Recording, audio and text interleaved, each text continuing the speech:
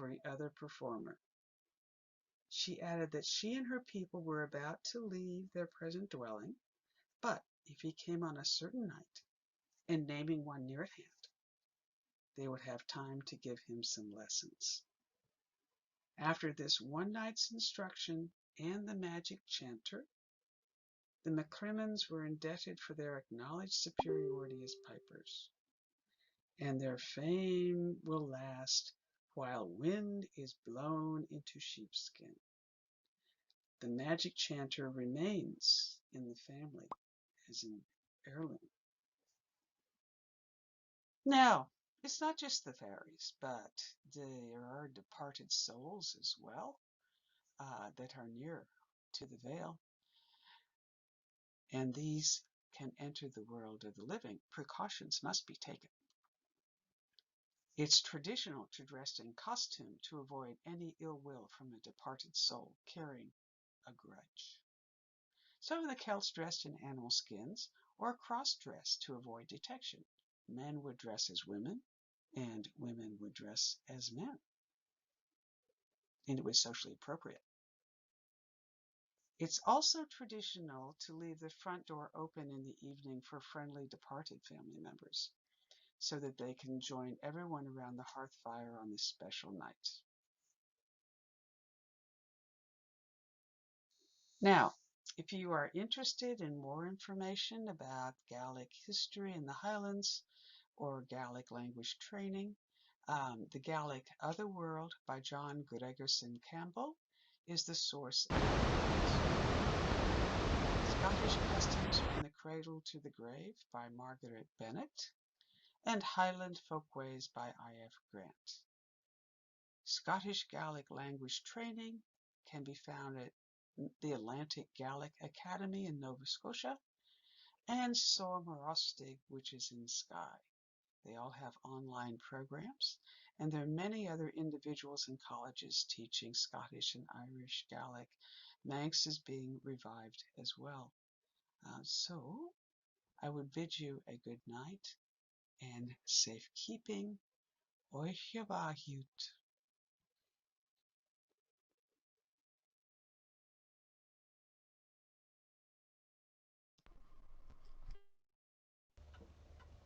I think I learned.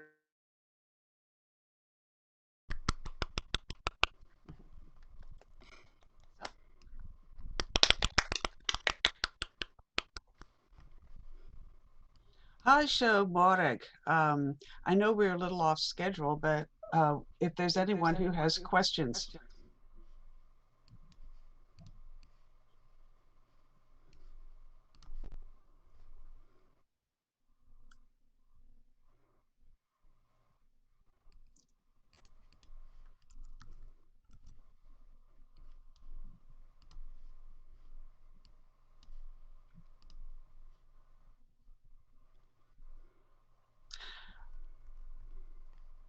That's an excellent question. I think it's probably one that's shared by many other people who are interested in Celtic studies. What often happens is when you see what you need, you know it. And when I first encountered the Celtic World, which would have been decades ago, the feeling that I had was that it was home. And when I heard Gaelic spoken, it was home. And you'll find some people, for example, will come to Scotland and look across the moor and their eyes will fill with tears because it's a home that they have lost and but carry with them internally. So that's how I got started. Now it's a long, long process because it's hard to find teachers. It's better now than it was in decades past. So that's why I put the list up there. There's several institutions that are teaching. There's a Gaelic studies course in some of the universities. It's just much, much more available now. And clearly just, it's a wonderful community to join, just the best. And it is, as I said, like coming home again.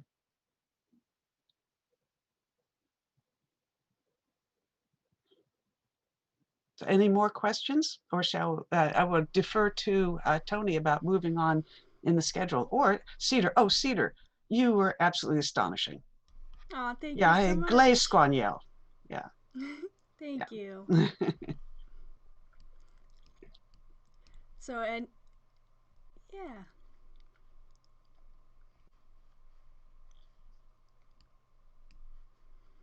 Thank you.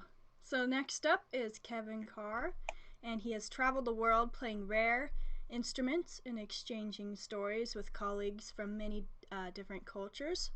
His performances range from solo shows to work with Celtic Grateful Dead ensemble Wake the Dead to Basque music with OSPA and from eclectic roots dance music with Hillbillies from Mars through Quebecos music with the family Carr to a blend of 13th century cantigas and traditional Galician music, Irohu. Today, Kevin is sharing 3 of his stories in the role of Seanchaí, the ancient Gaelic word for storyteller. Please welcome Kevin Carr. Get that queued up in a minute.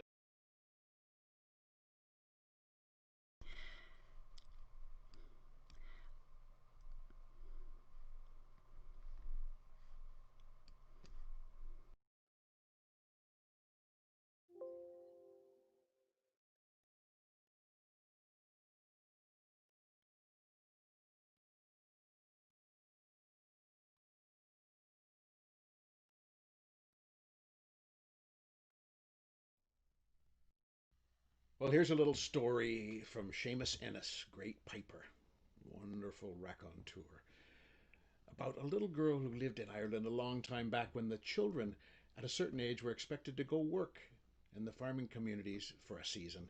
So it was one little girl's time to go, and they went to the hiring fair, which is where the farmers found the young people.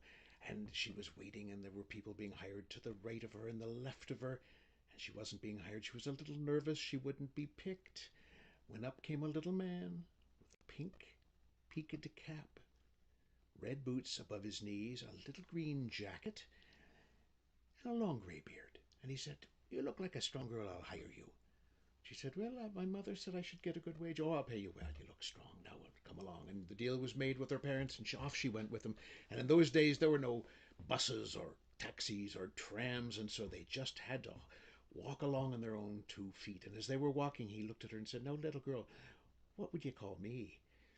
And she said, "Well, Mr. or Sir, the master of the house, whatever you please, sir." And he said, "No, no, I'm Dom Precepto." "Very good, sir," she says. Well, soon enough they came in sight of the most beautiful little thatched cabin you've ever seen in your life, little curl of smoke out the chimney. And he said, "Little girl, what will you call that?" She said, "Well, it's the house or the hut or whatever you please, sir." "Ah, no," he said, "that's the great Castle Strawbuncle." "Very good, sir," she said. Well, she was a dutiful little girl. She knew well what her tasks would likely be, and so she immediately set to making the tea. She took the kettle and she was dipping water into it from the barrel. And he said, "Little girl, what do you call that?" She said, "Well, it's the water, the wet, or moisture, whatever you please, sir." He said, "Ah, no, that's pondalorum."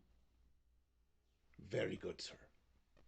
So she took the kettle, she hung it on the hob, and was stirring up the flames when he came in and said, "Little girl, now what do you call that?" She said, "Well, it's the heat, or the flames, or the embers, or the coals, or the fire, or whatever you please, sir."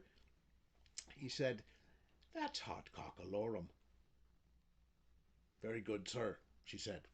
Just then the cat came up and was rubbing up against her, and she was petting it a little. And he said, "Now, little girl, what do you call that?" She said, "It's the cat, the pussycat, or the kitty, or the kitten, or," he said, "Ah, no, that's white-faced simony.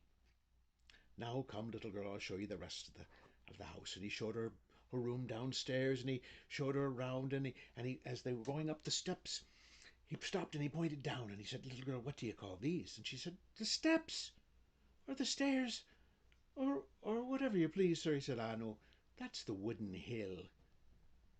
"Very good, sir," she said.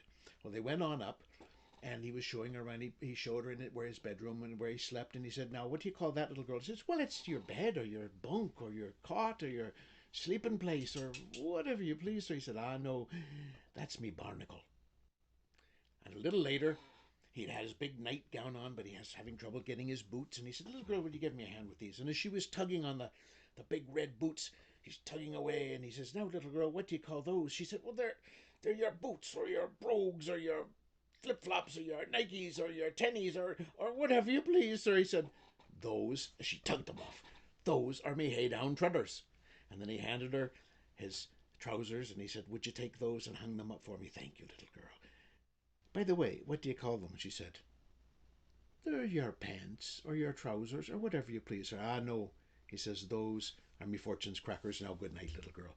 Well, it wasn't too long before there was a tremendous racket from downstairs, and the little girl's voice wafted up the stairway, and she said, "Domine precepto, rise up out of your barnacle, put on your fortune's crackers and your hay-down treaders, and come down the wooden hill, for white-faced Simony has a spot of hot cockalorum on her tail, and if we don't pour pondalorum on it soon, the whole grey castle strawbuckle's going up in hot cockalorum."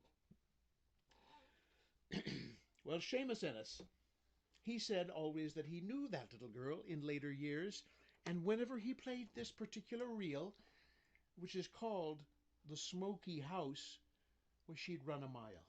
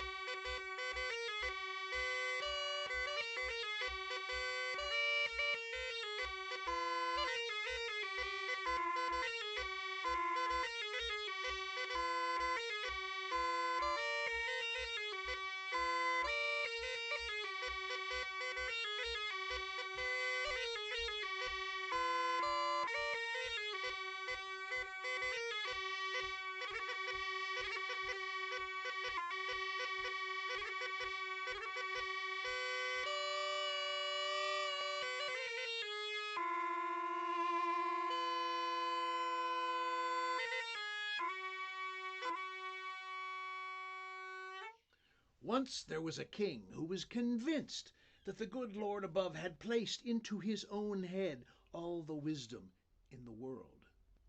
So when he heard that there was a Quinto, a beggar, who played the bagpipe in the town square, who was reported to be wise, he told his courtiers that they needed to bring him so there could be a contest of wits to see how wise this Quinto could possibly be. So the soldiers went down and they escorted the Quinto into the palace. And he came in.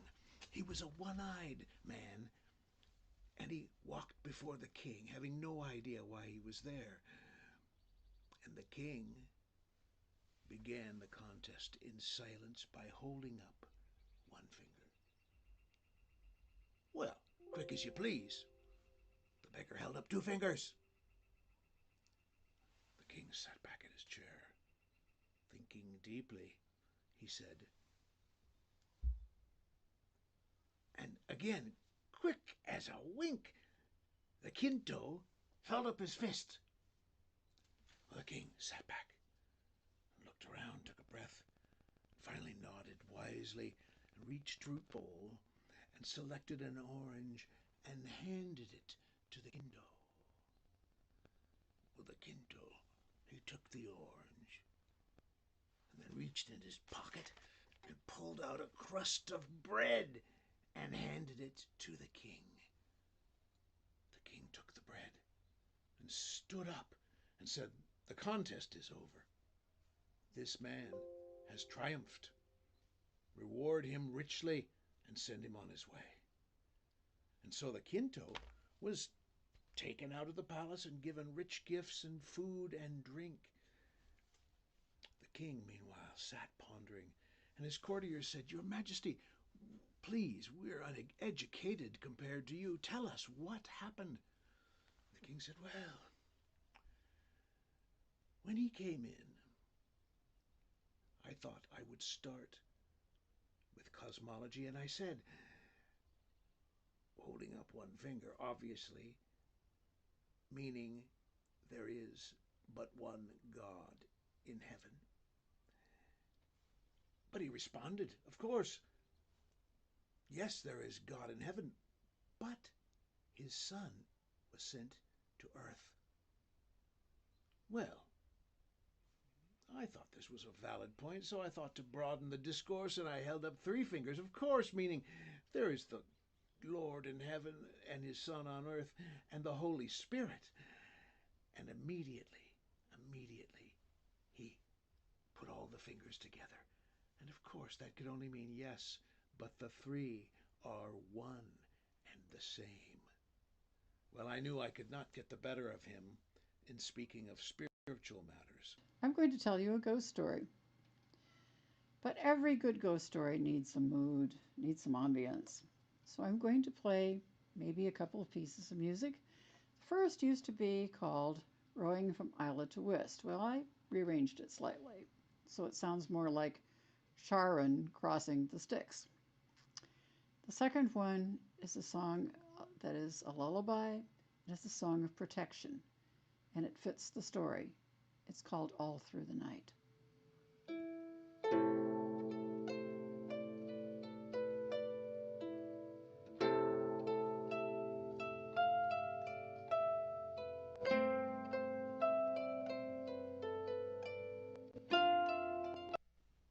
Well, here's a little story from... And he would play away for all he was worth. They would laugh and agreed. And they all laughed and agreed. Of course, he meant, between the two of us, we only have three eyes. Well, this made me mad, so I shook my fist at him. I don't take that kind of thing. What use are such lofty concepts when we all know that human beings live by their daily bread, provided by all of creation? Well, I subject, and I decided to talk geography, and I held up an orange, of course, signifying the world is round, and he held up a crust of bread. What depth of knowledge! Because, of course, his answer meant, yes, the world is round, but what use are such lofty concepts when we all know that human beings live by their daily bread, provided by all of creation? Well, I could see I was not going to prevail with such an intellect. Isn't it a mystery how one living in such a lowly station can be so wise? Meanwhile, back in the hovel where the Quinto lived, he called all of his friends and neighbors in and laid out a feast for them with some of what the king had given him. And when they asked him, "What happened? What happened?" he said, "Well, they don't quite exactly know. I was taken in before a king. I'd never seen that king before. What kind of a king he was. As soon as he saw me, he started to mock me. He held up one finger. Clearly, he was making fun of the fact that I only have one eye. Well, I held up two fingers because I have two eyes. One of them doesn't work, but I have two. Well, he wouldn't stop mocking me. He held up fingers. Of course, he meant, between the two of us, we only have three eyes. Well, this made me mad, so I shook my fist at him. I don't take that kind of thing from anybody. Well, he sat back in his chair. I must have scared him, because he wanted to make peace. So he handed me an orange. Well, I don't like to take charity from anyone, but all I had with me was a crust of bread. I gave him the crust of bread, and all I can say is they must have terrible bread up there in the palace, because he was so pleased. He gave me all of these gifts that you see here. Isn't it a tremendous mystery in life that one in such a high station can be so foolish? And they all laughed and agreed and enjoyed that meal. And remembered it for many a day.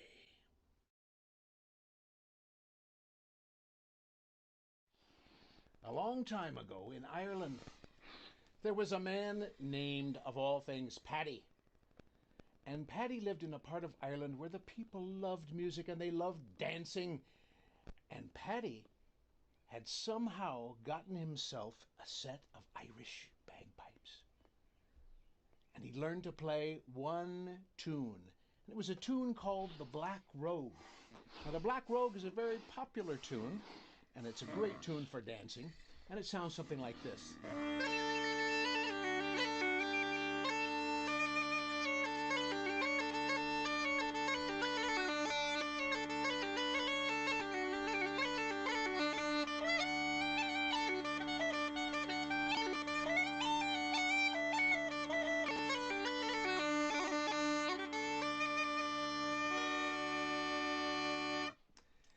But Paddy wasn't much for practicing, and once he'd gotten the rudiments of the tune together, he played it, but he played it a little bit differently. It was sort of sounded more like this.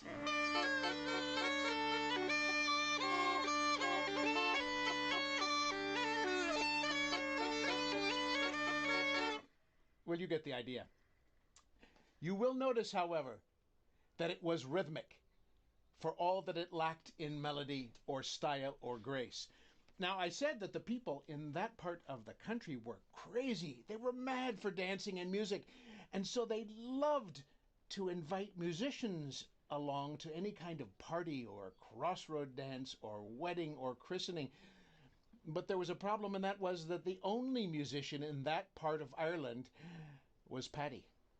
So they'd invite him along, because any musician is better than singing yourself to be able to dance. Well, they'd invite Paddy along, but they knew the limitations of his repertoire, and they'd tease him a little bit. They'd say, "Paddy, could you play The Box of Oranmore?" And he'd say, "Oh, I don't have that one." They'd say, well, Paddy, could you play the Kesh Jig?" He'd say, "Oh, no, I haven't that one either." "Well, Paddy, would you play the Lasses of Limerick?" He'd say, "Oh, I couldn't." And finally they'd say, "Well, Paddy, what can you play?" He'd say, "I can play the Black Robe." And they'd say, "We hate that one." And his face would downturn. But they'd say, "Oh, no, Paddy, give it to us anyway." And he would play away for all he was worth.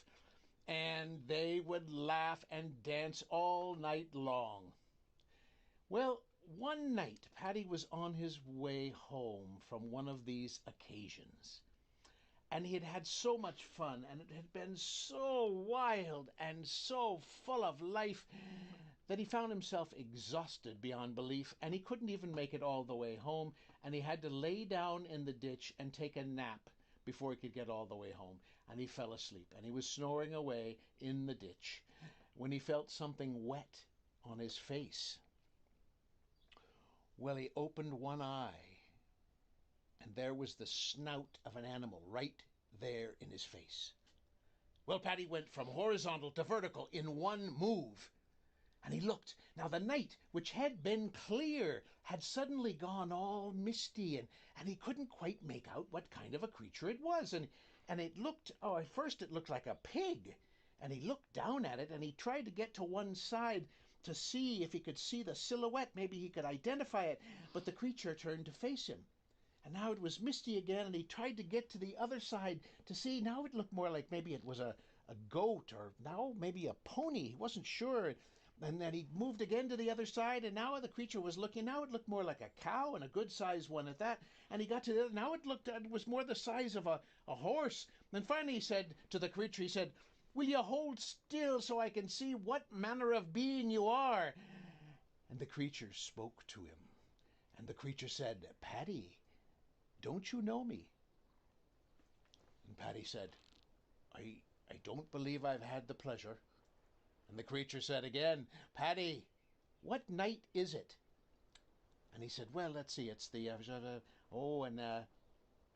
he realized that it was the wee morning hours of the 1st of November. And he began to get a little frightened, because the 1st of November was the day in the Irish calendar when the the veil between this world and the next world was a little bit thinner, and creatures were known to pass through and go about. And one of those creatures was the puka of November, which was a creature which was reputed to be able to change shapes. And as Paddy was thinking it, the creature looked at him and said, "That's right, Paddy. I'm the puka of November." And Paddy stuck back and he said, "What do you want with me?" Paddy was thinking he had heard that the creature sometimes took people away and didn't bring them back. And he said, What do you want with me?" And the puka said, "Paddy, I have need of the greatest piper in all of Ireland." And Paddy said, "Yes, but what do you want with me?" And the creature said, "Be easy with yourself, Paddy. Will you come with me?" And Paddy said, "Where do you want to take me?" And the creature said, "I have need of a piper for an event which is occurring on the slopes of Cope-a-cabana."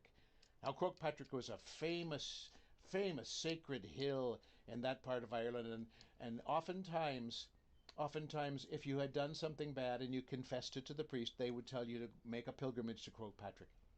And Paddy said, "Oh, Cope-a-cabana, the priest told me I had to make a pilgrimage to Cope-a-cabana." And the puka said, "You confessed something to the priest. What did you confess to him?" And Paddy said, "Well, we stole the priest's goose and we ate it for supper." The puka said, "And you confessed that to the priest?" "Well, not exactly, but we did invite him to supper." So the puka said, "Oh, then you'll go along with me." And Paddy said, "I think maybe I will." And the puka said, "Good then, Paddy, get up on my back there, and don't forget to bring your pipes." So Paddy put his pipes in the bag, and he got up on the back of the puka, and the puka took off at such a great rate of speed as was not seen in Ireland again until the invention, many years later, of the BMW motorcycle. And they skimmed along the treetops, and they didn't stop. The tears were going out of Paddy's eyes, his hair was flying back, and they didn't stop until they hit the slopes of Cope-a-cabana, and I do mean hit the slopes of Cope-a-cabana. Bang! And Paddy was thrown off the puka's back, and he came to just in time to see the puka disappearing into a little cavern on the side of the mountain.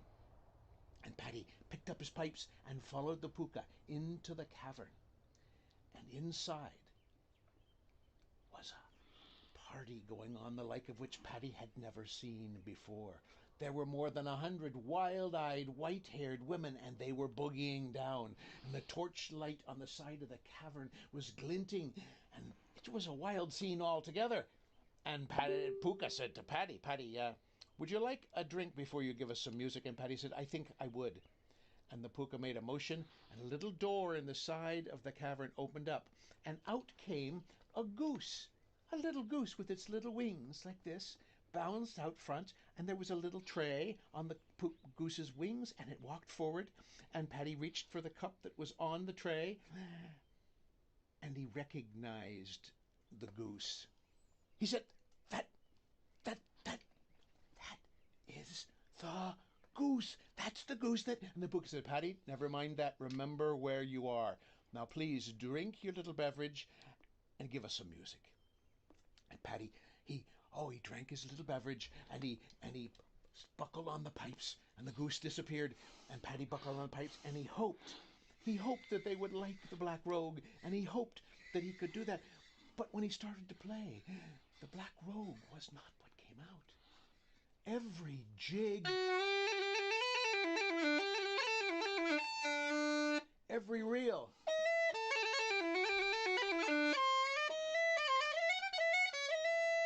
every hornpipe,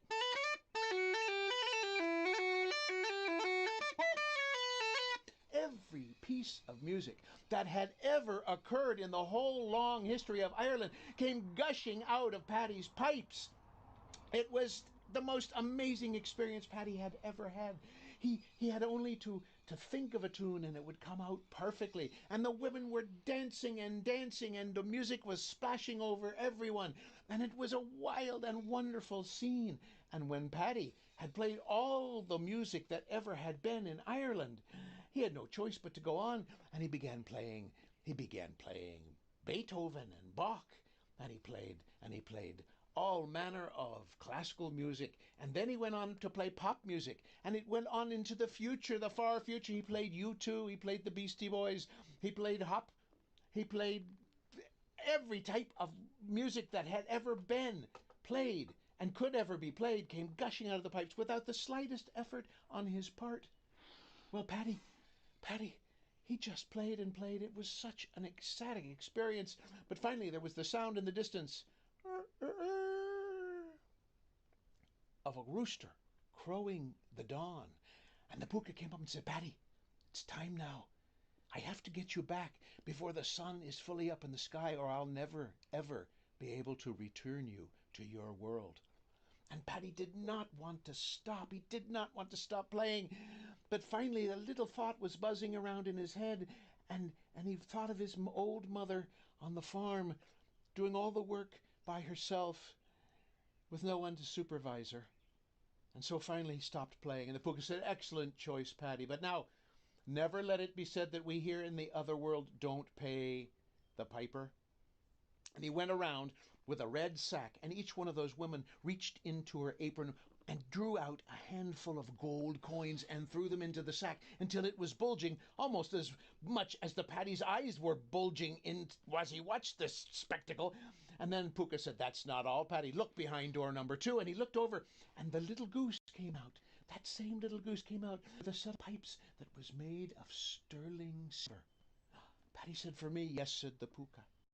And Paddy took the pipes and put them in the bag with his own pipes, and with a tear in his eye, he waved goodbye to all those women, and he got on the Puka's back, and they shot out of that cavern at that same great rate of speed as was not seen again for many, many, many years in Ireland. And they shot over the treetops, and they stopped at the exact spot where they had met the night before, and the Puka stopped about 10 feet before Paddy, and he went flying over the Puka's head, and he hit the ground and was unconscious.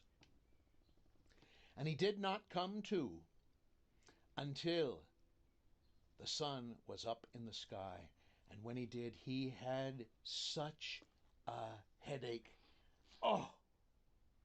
But he said to himself, a headache like this is a small price to pay for a dream like that.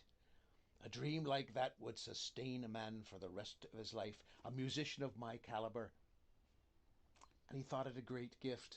And he stood up, and he reached down, and he picked up his pipes bag, but it was heavier than he remembered. And he opened the bag, and inside was not just one set of pipes, but 2 sets of pipes. The silver pipes were in there. Well, he leapt up like a crazy man. He started screaming. He went running down the road calling for all the neighbors. The neighbors, they came in. And he told them this same story that I have been telling you now, lo, these minutes. And one of them said, well, Paddy, what about this gold? And Paddy reached into his sack and pulled out that red sack. And he said, here's the gold. And each of the neighbors took the sack and looked into it. The next one, Paddy finally noticed, and he said, why are you laughing at my gold? And one of them said, well, no, Paddy, perhaps we could count your gold out for you. Paddy said, yes, you could. That'd be a lovely thing. And so Paddy one of the neighbor took the bag, and he dumped out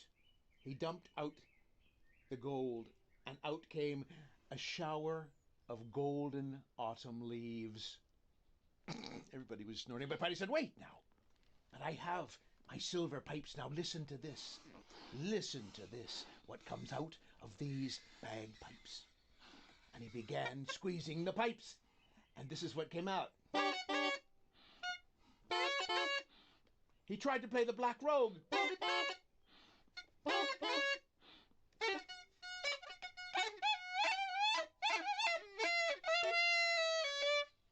But all that came out was the voice of the dead goose. One by one, the neighbors left, shaking their heads sadly, and his own mother was the last one out with a little trace of a tear in her eye. And Paddy, he was so sad. You can only be that sad when you've started being very, very happy. And he finally remembered, wait, I have my own pipes, and I can play them. and he pulled out his pipes, and he tried to play the Black Robe, but that is not what came out.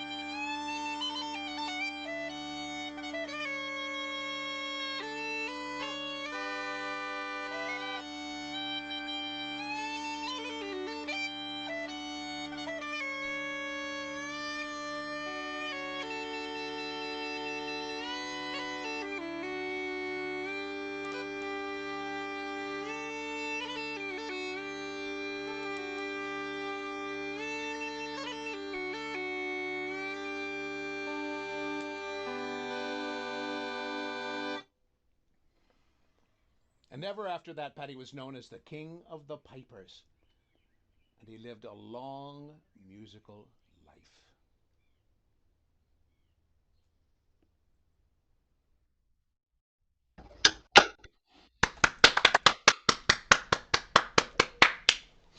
Well, thank you all.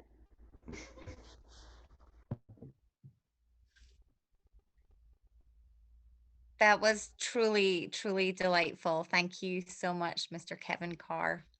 Next is Thank you. Celia, and she is best known for her historical and family history research and writing. But some of her travels and experiences have also inspired her to write ghost stories, some of which may be true.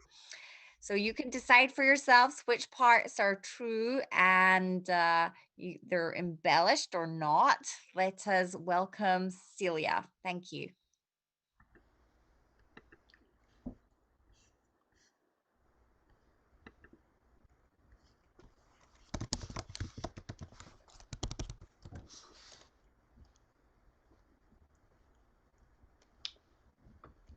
This is all part of the Tonight, I'm build-up. going to tell you a ghost story. But every good ghost story.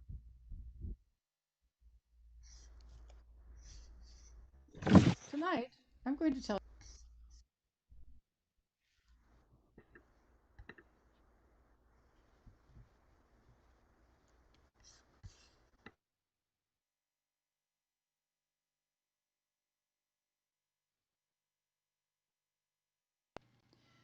But every good ghost story needs some mood, needs some ambience. So I'm going to play maybe a couple. Tonight, I'm going to tell you a ghost story. But every good ghost story needs some mood, needs some ambience. So I'm going to play maybe a couple of pieces of music. The first used to be called Rowing from Isla to Wist. Well, I rearranged it slightly, so it sounds more like Charon crossing the Styx. The second one is a song that is a lullaby. It is a song of protection, and it fits the story. It's called All Through the Night.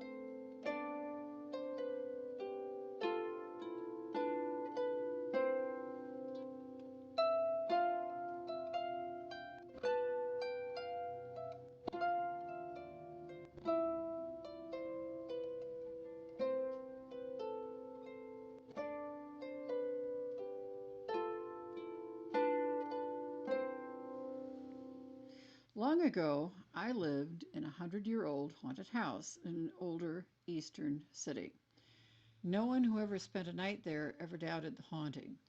Our principal ghost was a former owner, a police officer from the early 20th century, who died of a heart attack there.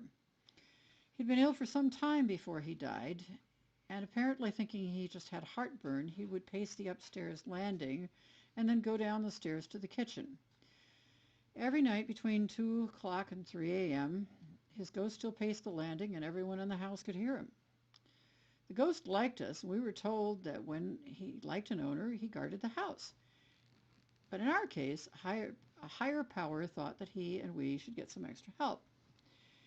In our first year, right around Halloween, a very large, friendly, but unusually intelligent black cat appeared in our garden and adopted us. The cat also decided to become a guardian. The cat would sometimes follow us very closely, and in the dim light of places like the stairs down to the cellar, this black cat would disappear into the shadows, and all you would see was his eyes. Depending on his mood, they would either be peridot green or golden amber. We immediately named him Schwarzschatten, German for black shadow, because Schwartz had shoulders and muscles like an NFL linebacker. Our vet called him Schwarzenegger. Schwartz's usual job was to drive away or eliminate garden pests, but he soon started making occasional night rounds with our resident ghost. Sometimes we found him sitting in a room with his ear cocked and making little noises, as if he was consulting with someone who wasn't usually visible to us or anyone else. We soon discovered that Schwartz took his protector role very seriously, not limiting himself to garden pests and making rounds with friendly ghosts. Our neighborhood was changing as some younger people were moving in, and they were a lot of fun, but a little rowdy at times. One evening in winter, an inebriated neighbor, arriving home about midnight, mistook our house for his own. In the dim light of the street lamps, all the white Edwardian houses on our street probably looked the same to him. When he first tried his key on our front porch door, I was asleep. My husband was out of town on a business trip. So when the key wouldn't work, the young man began shaking the door vigorously enough to rattle the porch windows. Schwartz had been sleeping beside me and woke first. He was clearly disturbed. As I came awake, I could hear him growling louder and louder, and now I was soon wide awake.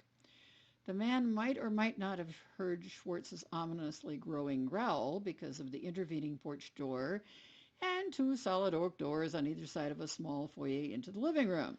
However, he definitely must have heard that yowl that Schwartz let out as he streaked down the stairs to the living room and flung all 14 pounds of himself at the first oak door. Schwartz was very determined to get through that door and began shredding the several layers of old paint, probably intending to do the same to the stubborn would-be intruder on the other side. I have no idea what was going on through the man's fog brain as he still shook the door and then started to yell, "Let me in, damn it! It's my house!" Worried that he might break down the porch door and then try to climb in the living room window, I called 911. Schwartz's yowling was now louder than a fire engine siren, and I had to shout and repeat myself twice. Finally, the exasperated dispatcher yelled, "Lady, I can't hear you. Would you please turn off your burglar alarm?" "I don't have an alarm," I yelled back. "That's my cat downstairs. He's trying to rip through the front door to get at the guy trying to get in. Please hurry." In under 5 minutes, 2 squad cars and 4 officers showed up. Just then, the man finally cleared his head of anger and whatever else, enough to take a good look at our rather distinctive porch roof line, and he probably began to realize that the excruciating sound that was starting to damage his ears was not a burglar alarm. Perhaps he realized this was not his house after all, and began to worry about what was that noise on the other side of the door, because he began to stumble off rather hurriedly. 2 officers found him and escorted him home. The second 2 came to my front door. Schwartz had calmed down once the would-be intruder had left. He was now snuggled in my arms and purring, proud of himself having chased away a bad guy. I opened the door, and the police looked at me and looked warily past me. One had a gun drawn. The other seemed to have something like a large burlap bag. "So where's the wildcat we'd been told was here?" he said. "The dispatcher was convinced you had a wild animal. We have to take any wildcat in. They aren't allowed in the city." I was thunderstruck. "What wildcat? This is the only cat I own right here. His name is Schwarzschatten." Still in my arms, Schwartz continued purring and just blinked sleepily at them. So they looked real closely at him and started laughing. "This is the cat that freaked the dispatcher? You're kidding. He's just a big sweetheart." Schwartz kindly allowed both of them to rub his head and under his chin and just purred louder. I decided I didn't want to try to explain why my cat actually liked and trusted police officers. I could hear a faint ghostly chuckling right behind me. I was glad I'd opened the door completely and that they didn't see the streaks of missing paint and wood and the peelings on the floor that the door sweep had just carried away. I gave them Schwartz's name again, explained about the vet, who identified the vet so they could verify Schwartz had all his shots. I explained that he had a very loud yowl that almost exactly mimicked an air raid siren, and our vet thought he was a Bombay cat, which was part Burmese, a relative of Siamese, but larger and much louder. I told them how once when Schwartz had fallen asleep in the summer on a garage door, and we'd accidentally closed it on his private parts, catching them between the frame and the door when he slid downward as it closed, he'd brought half the neighborhood out to see whether a tornado had suddenly formed, despite the nice summer day, or that the street alarm had malfunctioned. So I suggested they might want to tell the deluded intruder to get his hearing checked, as my own ears were still ringing. They laughed again, thought that was a good idea, and left to follow through, while also beginning to discuss the fun they were going to have the next day teasing the unfortunate dispatcher. This incident, though, turned out to be just a dress rehearsal for what happened in the mid-spring on a quarter moon night that was cloudy. It had been cloudy all that day, and my husband and I had been indoors all day, nursing bad colds that had begun to turn into bronchitis.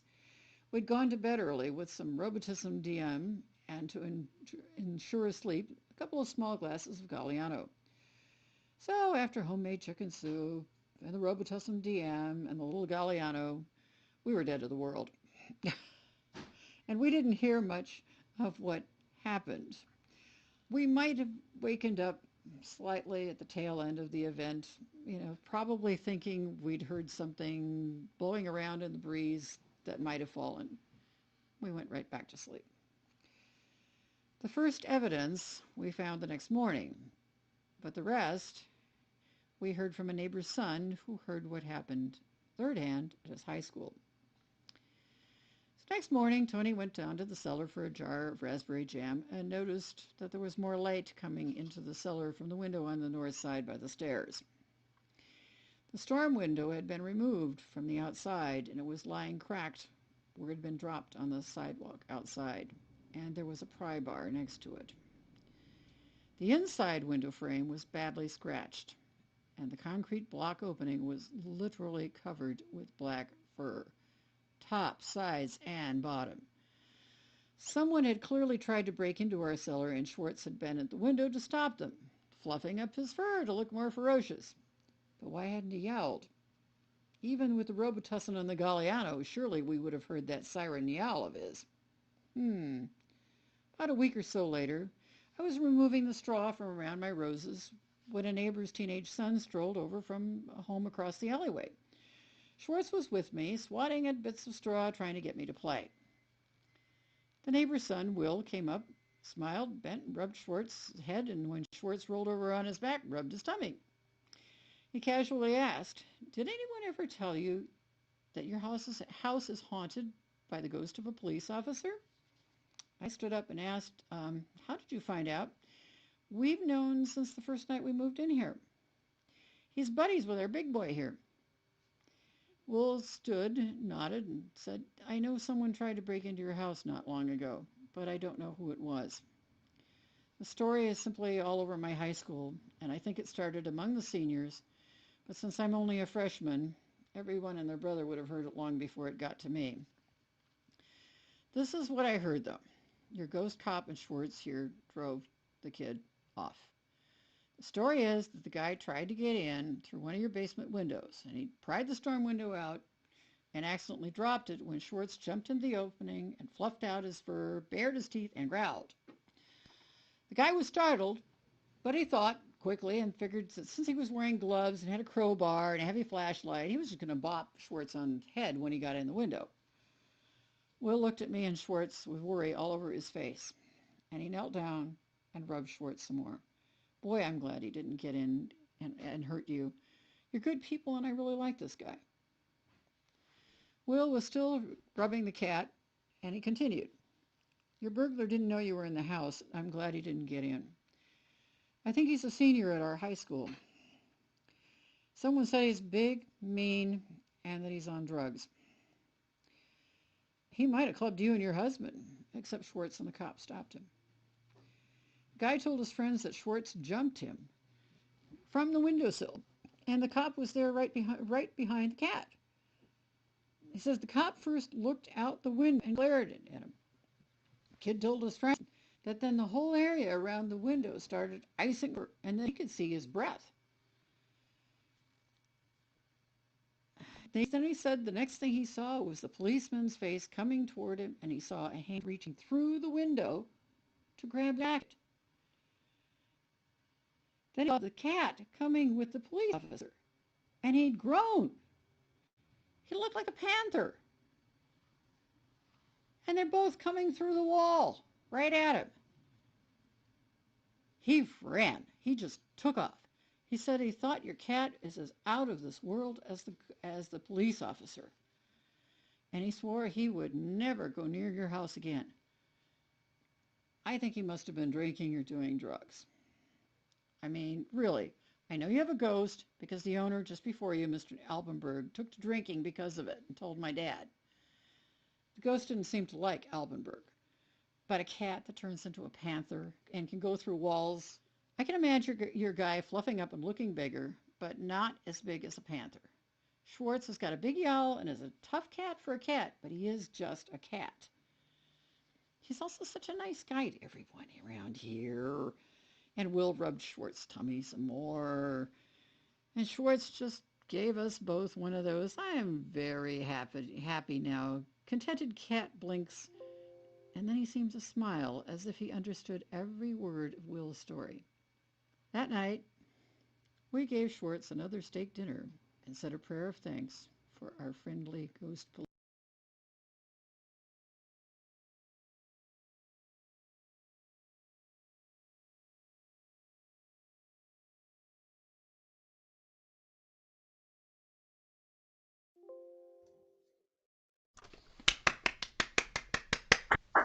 Great story.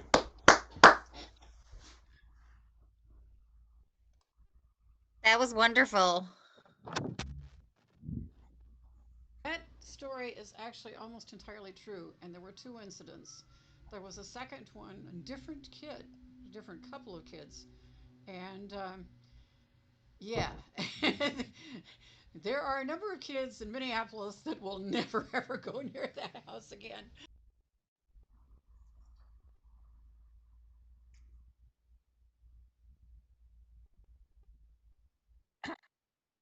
Okay, well, thank you again. Next up is one of my very dear friends, Shauna Pickett Gordon. She is retired from technical writing, but trained as a classical pianist. Shauna now devotes her time to music. Many of you may know her through Peninsula Scottish Fiddlers, and she does a lot of music for churches as well. Shauna is so multi-talented. She composes, she arranges, she teaches, and occasionally she even scores silent films. Please welcome Shauna and her fiddlers. Thank you.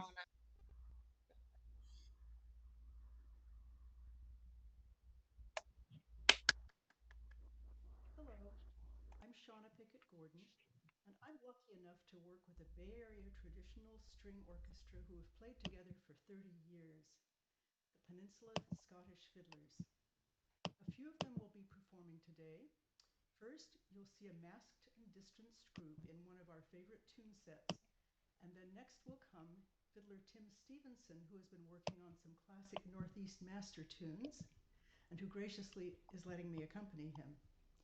Then the maskers and distancers will be back with another tune set. I will sing an instructional little ditty about a small creepy crawly insect from the southwest edge of Scotland. And finally, we'll hear some spooky and spectacular solo fiddling from our competition performer, Elizabeth Ingber, who incidentally won the California Scottish Fiddle Competition last year and a month ago played in the national competition. So please welcome the maskers and distancers in 3 traditional Scottish reels, starting with Spootascary, which for today's occasion becomes Ooh, 'Tis Scary. Hello, I'm Shauna Pickett Gordon, and I'm lucky enough to work with a Bay Area traditional string orchestra who have played together for 30 years, the Peninsula Scottish Fiddlers. A few of them will be performing today. First, you'll see a masked and distanced group in one of our favorite tune sets, and then next will come fiddler Tim Stevenson, who has been working on some classic Northeast master tunes and who graciously is letting me accompany him. Then the maskers and distancers will be back with another tune set. I will sing an instructional little ditty about a small creepy crawly insect from the southwest edge of Scotland. And finally, we'll hear some spooky and spectacular solo fiddling from our competition performer, Elizabeth Ingber, who incidentally won the California Scottish Fiddle Competition last year and a month ago played in the national competition. So please welcome the maskers and distancers in 3 traditional Scottish reels, starting with Spootascary, which for today's occasion becomes Boo, 'Tis Scary. 1, 2, 1, 2, 3.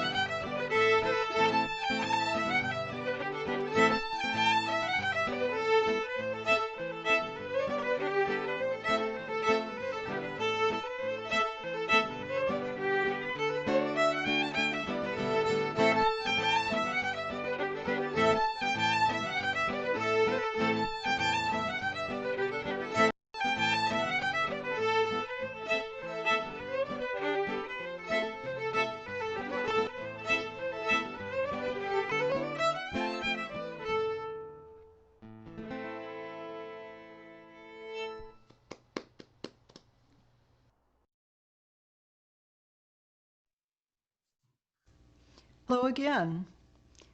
Tim Stevenson, who is one of the fiddlers with the Peninsula Scottish Fiddlers, and also he plays with a very popular group here on the coast side, Fret and Fiddle, will play us 3 tunes by Northeast masters of the golden age of Scottish fiddling. The first tune is Highland Whiskey by Neil Gow, and then it will be followed by 2 tunes by James Scott Skinner, the left-handed fiddler, and we figure that he wrote that for his father, who lost 3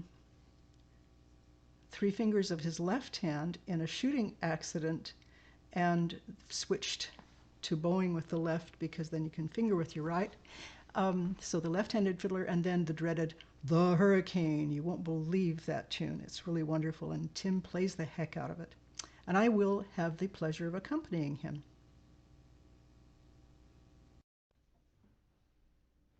One and two.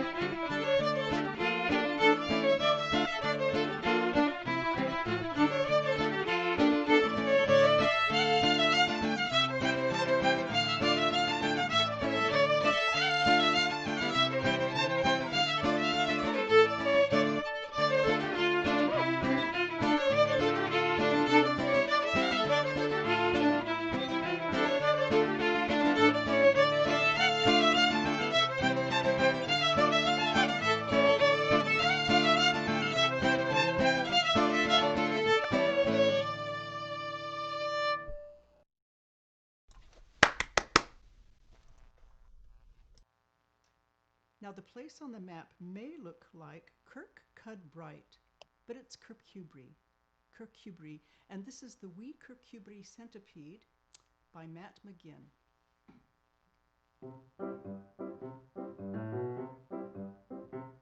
The wee Kirkcudbright centipede, she was very sweet. She was ever so proud of every one of her 100 feet. Early every morning, her neighbors came to glance. She always entertained them with a beautiful little dance. Her leg at number 94 gave 95 a shunt. Legs numbers 1 and 2 were twisted out in front, as legs number 9 and 10 came wriggling up the side. Legs 73 and 4 were doing the polyglide.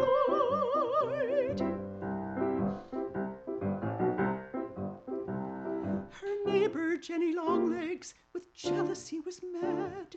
She went out and bought herself a pencil and a pad. She came a month of mornings and made a careful note of every step the centipede took, and this is what she wrote. Her leg at number 95 gives 94 a shunt. Legs numbers 1 and 2 are twisting out in front, as legs numbers 9 and 10 came wriggling up the side. Legs 73 and 4 are doing the polyglide.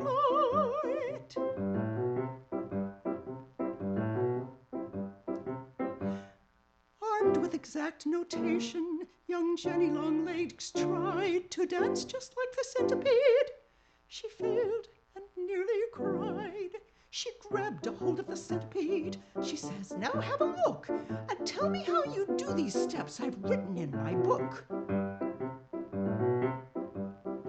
Said the centipede, "Do I do that?" And she tried to demonstrate.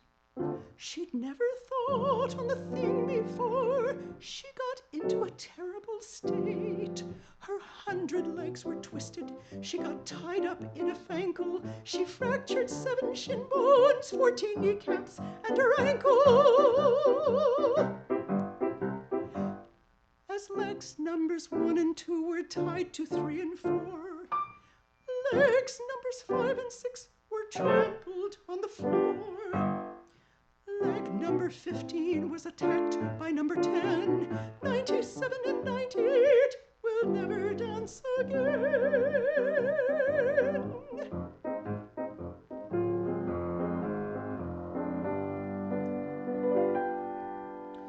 Well, the wee Kirkcudbright centipede, she suffered in terrible pain, and some of us were very surprised she ever danced again. But now she tells her neighbors, everyone that calls to see, never try an explanation of what comes naturally. Her leg at number 94 gives 95 a shunt. Legs numbers 1 and 2 are twisting out in front, as legs numbers 9 and 10 come wriggling up the side. Legs 73 and 4 are doing the polyglide. Legs 73 and 4 are doing the polyglide.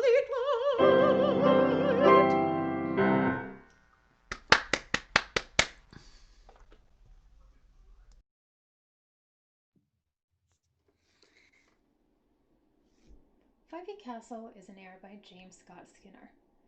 It's a castle that's located near Aberdeen and is reported to be one of the most haunted castles in Scotland. There are many different ghosts that have been reported throughout the centuries, but there's one in particular that I think about when performing this particular air. Back in the late 1500s, early 1600s, there was a couple that lived at the castle, Alexander Seton and Lilias Drummond. And just a heads up that this is not a happy ending story. Lilias Drummond could not give birth to his son, an heir for Alexander, and that made him very unhappy, and he had an over-the-top severe reaction, locking her away in the castle. When her family tried to rescue her, he killed them, and ultimately she starved to death in this room. Since then, she has haunted the castle, and she's known as the Green Lady. What James Scott Skinner had in mind for his air, whether there was something specific or it was just the general aura of this particular location, I don't know, but I think it reflects some of the despair and resignation of the tale of Lily Strumman. So hopefully it paints a bit of a portrait of her story.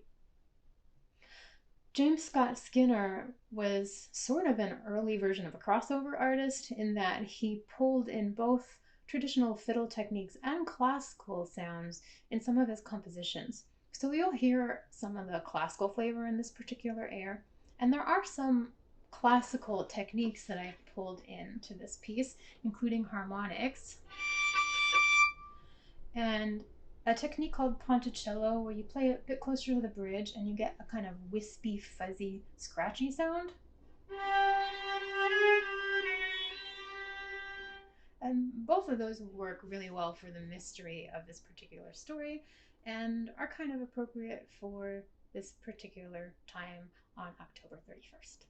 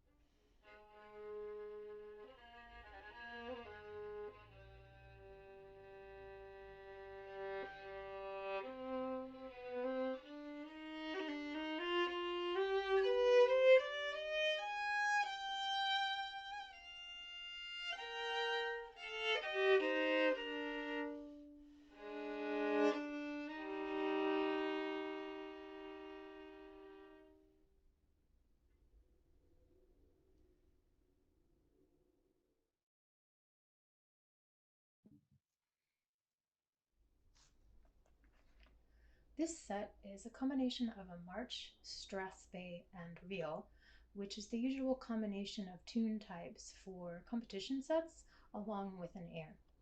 The first two tunes, the march and the strathspey, are also by James Scott Skinner. The first is Compliments to Dr. MacDonald. The strathspey is Lord of Drumblare, and then the reel is The King's Reel.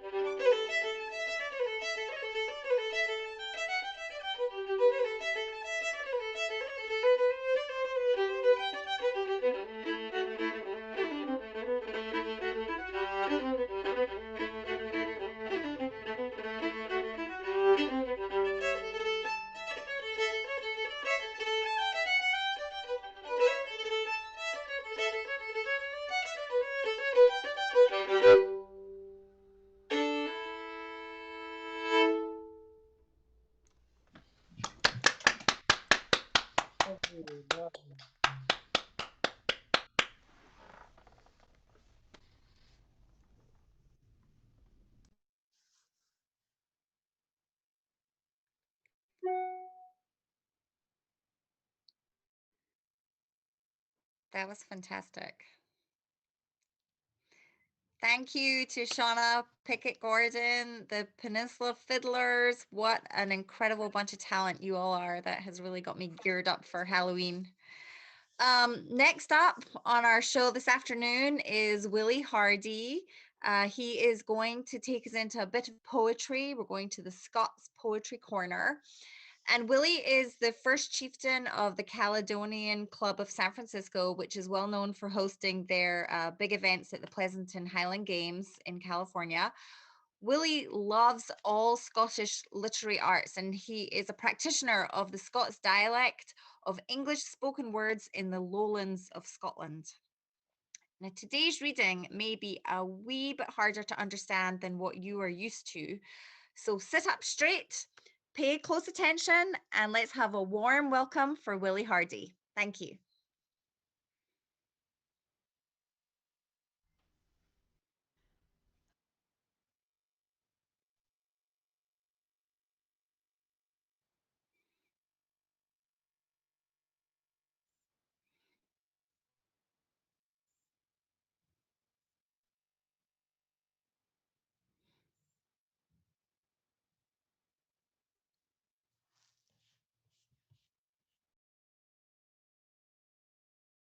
Welcome to our virtual Halloween's Scots Poetry Corner in support of the American Friends of Erskine Hospital. Now, in this short segment, we'll be hearing 4 very different Scottish poems, but each of which has a wee humorous twist in their tale. Our first poem was written in 1885 by a fellow son of Edinburgh and also sometime resident here in California, Mr. Robert Louis Stevenson. Now, Robert is probably better known as the author of books like Kidnapped, Treasure Island, and The Strange Case of Dr. Jekyll and Mr. Hyde. But Robert was also a talented poet. Indeed, his collection, A Child's Garden of Verses, gives us a quite fascinating insight into the young Robert's childhood. This is My Shadow by Robert Louis Stevenson. I have a little shadow that goes in and out with me, and what can be the use of him is more than I can see. He is very, very like me, from the heels up to the head, and I see him jump before me when I jump into my bed. The funniest thing about him is the way he likes to grow. Not at all like proper children, which is always very slow. For he sometimes shoots up taller, like an India rubber ball, and he sometimes gets so little that there's none of him at all. He hasn't got a notion of how children ought to play, and can only make a fool of me in every sort of way. He stays so close beside me, he's a coward, you can see. I think shame to stick to nursey as that shadow sticks to me. One morning very early, before the sun was up, I rose and found the shining dew on every buttercup. But my lazy little shadow, like an arrant sleepy head, had stayed at home behind me and was fast asleep in bed. Our next poem is something of a party piece by that wonderful Scots actor, Duncan McCrae. Now, Duncan was a very familiar face during the early days of Scottish television, and he also appeared in classic Scottish films like Whiskey Galore, Greyfriars Bobby, and Tunes of Glory. But it was on the small screen that Duncan first performed his party piece, The Wee Cock Sparrow, in front of a TV audience. Wee cock sparrow sat in a tree. Wee cock sparrow sat in a tree. A wee cock sparrow sat in a tree, chirping awa as blithe as could be. Along came a boy wi' a bow and an arrow. Along came a boy with a bow and an arrow. Along came a boy with a bow and an arrow. And he said, I'll get you, you wee cock sparrow. A boy with the arrow, like fly at the sparrow. The boy with the arrow, like fly at the sparrow. The boy with the arrow, like fly at the sparrow. And he hit a man that was having a barra. A man with a barra came over with the arrow. A man with a barra came over with the arrow. The man with a barra came over with the arrow. Said, he tagged me for a wee cock sparrow. The man hit the boy though he wasn't his father. The man hit the boy though he wasn't his father. The man hit the boy though he wasn't his father. And the boy stood in clower. He was hurt to the marrow. And all this time, the wee cock sparrow. And all this time, the wee cock sparrow. And all this time, the wee cock sparrow was chirping along the Shaunchaí the barra. Our third poem is by another very familiar face from the early days of Scottish television, the multi-talented Andy Stewart. Now for many years, Andy was host of Scottish television's White Heather Club. This was a TV show focused on Scottish dance, music and song. And in fact, that show went on to tour the world, including right here in the San Francisco Bay Area. Andy was a great singer and all-round entertainer. And he also penned this classic poem entitled The Rumour, which takes us on a wee tour around Scotland. Now, when it comes to spreading, there are many things to name. There's butter, and there's fire, and then of course there's fame. But the thing that spreads the quickest, it's the fastest you'll agree, is the spoken word of rumour. Just listen and you'll see. Now the rumour I would speak of here was started by a man in Inverness who whispered it from in behind his horn. Did you hear what I heard, Willie? Man, that's awful. Yes, that's right. You never believed it. Man, it gave me such a fright. The poor Willie was quite upset when he heard that this had been, so he straight away phoned his brother George, who lived in Aberdeen. Oh, dearie me, says Geordie. Man, that's a fair shock. I he'd tell you tisn't rad when next I'm in the brook. But instead he told his sister Jean, a bus conductress lass. She told Steenhive and Lordskirk and Ilkatoon she'd pass. Well, that's why I've only one eye, just that. Now keep it to yourself. And they did keep it, just like her, and couldn't wait to tell. Until she reached a far, far town, where once more nothing loath. She told it to a fisherman, he told it to her broth. But wow, was their reaction, and perhaps just, dear me, and they couldn't wait to tell the tale. For they gaedn't told, didn't they? Well, never. I'll no say a word. No, never in my life. But they crossed the water, and of course the story spread to Fife.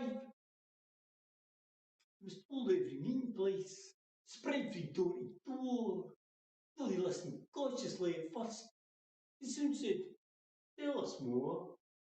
So more and more the rumour flew around, till they spelt it in capitals, in Edinburgh town. They shouted it in Leith. Oh, the tone grew more discreet, as it passed up Leith Walk, and along the length of Princess Street. Well, somebody took you on a train to Glasgow, and that is how, if you live there, You'll probably have heard the rumour now.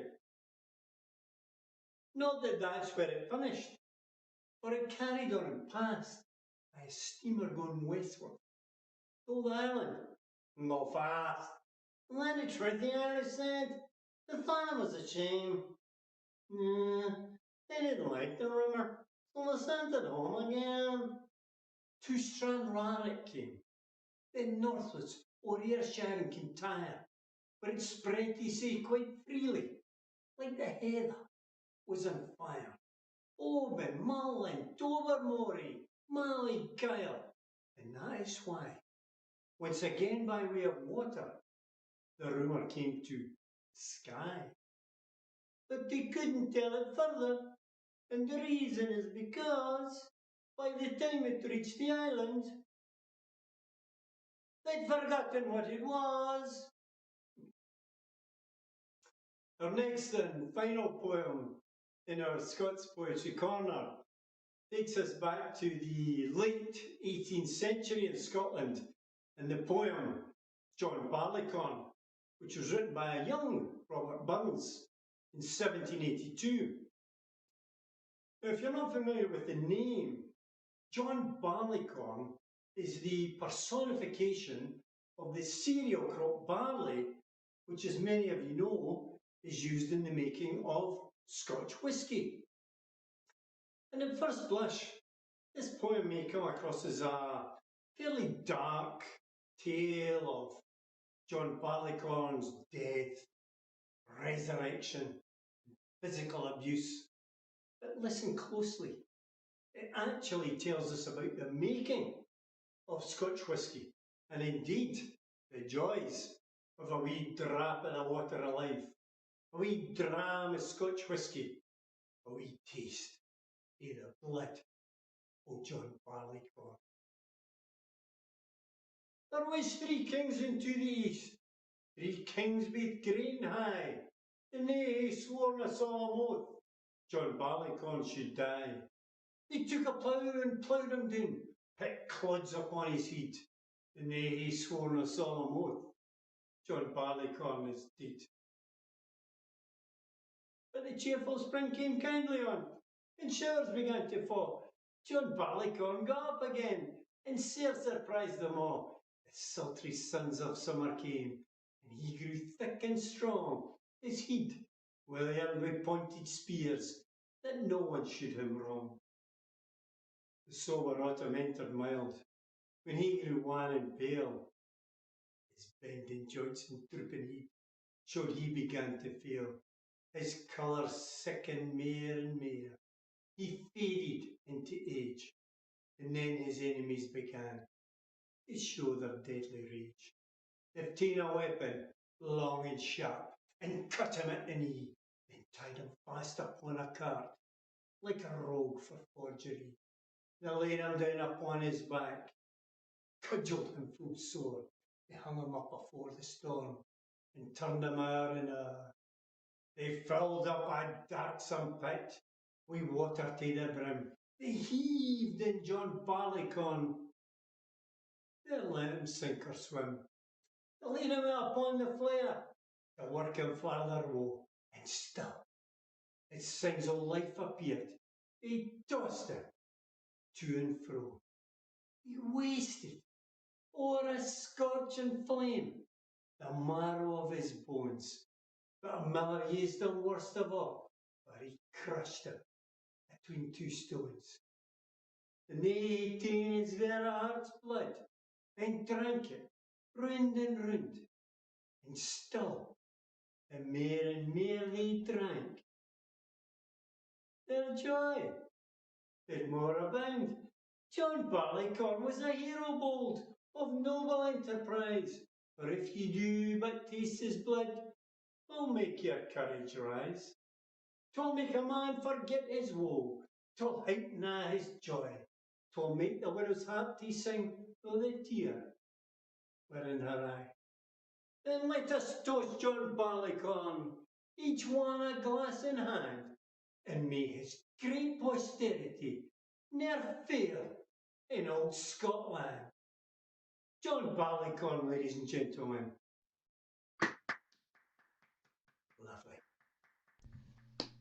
Well, folks, we're almost out of time here, but before we go, please spare a few thoughts, or better still, spare a few bobbies in support of the Erskine Hospital in Scotland, who have been caring for Scotland's veterans since 1916.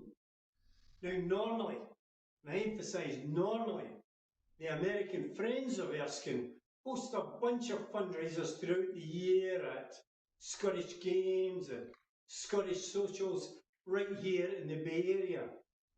But of course, that's not been possible this year. So please, let's dig deep into our sporrans, our wallets and our purses, and let's show our support for Scotland's veterans.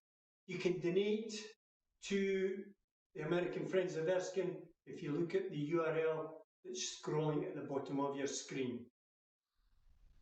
Finally, folks, here's to a happy Halloween. Please stay safe. Slanja. Very nice, even if it is called. Great. Yes, wonderful. And so next up we have Stepwise. And so Stepwise is a new Celtic duo featuring Olivia Bradenthal and Liam Lewis. And I met Liam Lewis at this music camp in the Sierras, and he's a fantastic musician. And I've never met Olivia, but she's a fantastic fiddle player as well. And Liam has been seen as has been seen most often in his other bands, the Plowboys and Whiskey Sunday, headlining folk festivals and Scottish Highland Games all over the country, as well as playing gigs throughout the week at several of LA's most frequented Irish bars. This includes a weekly residence at the historic Tam O'Shanter, which the Plowboys has held continuously for nearly 20 years. After studying classical violin for 17 years, Olivia has made the switch to the Irish fiddle in 2016 and has been playing with the Arroyo Seco string band and rhythm method at contra dances all over California. And this duo was formed at a park when they were playing tunes out in the open, socially distant, and they just play really well. So let's welcome Stepwise. Thank you so much. Thank you for having us. Thank you, Cedar. It's good to see you. You're welcome. And yeah, these are just the outfits we happen to put on today. Thank you, Olivia. I don't know how. Yeah, it's so coordinated. I don't know. For any of you who are fans of Stranger Things, you will appreciate this costume more than those of you who haven't seen Stranger Things. Yeah, we're gonna play a bunch of great trad tunes and some newer tunes, and we have some songs for you this time. So we're gonna get started with a song called Her Bright Smile Haunts Me Still.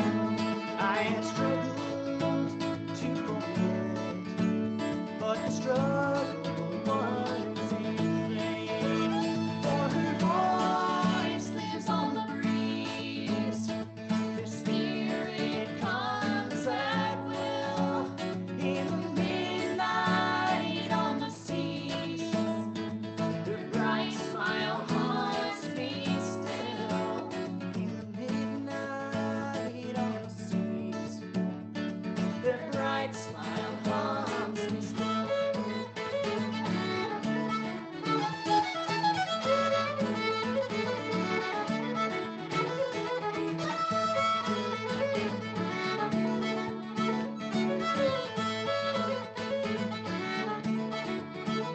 I sailed through falling skies.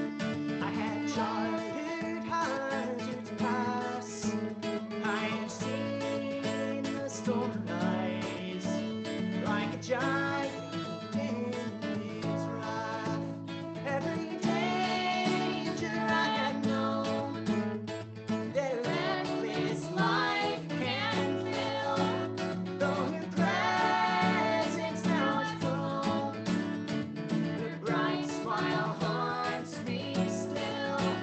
Though your presence now is grown, the bright smile haunts me still.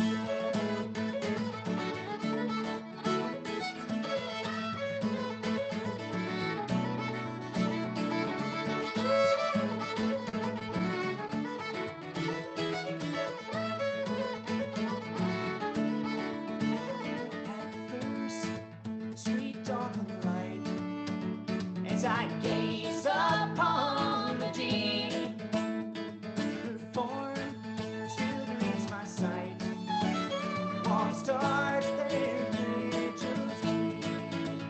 When I close my aching eyes, sweet dreams my memory fill, and from sleep when I arise, the bright smile haunts me still.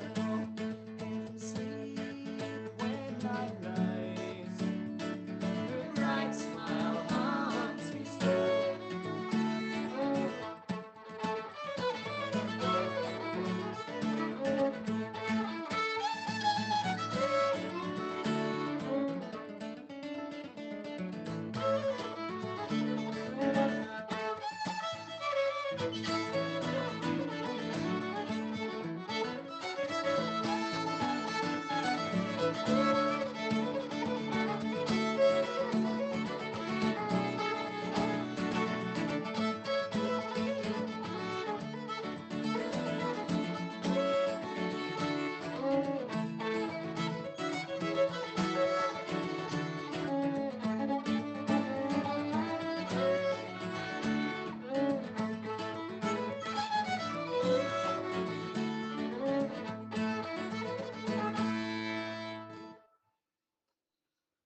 Thank you, guys. Thank you, thank you.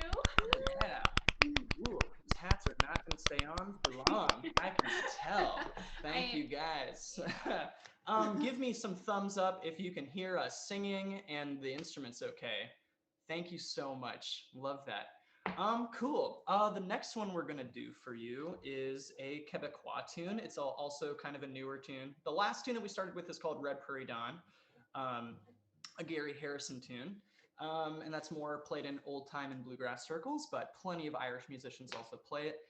And so, yeah, this is kind of a mixture of a Quebecois tune and then two other Irish jigs. Yes. Yeah. And we're gonna take one moment to tune this guitar after having a capo on it. Can I hear your DNA?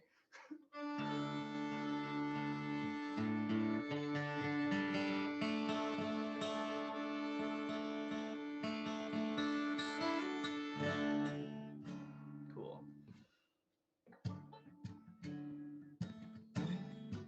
Second.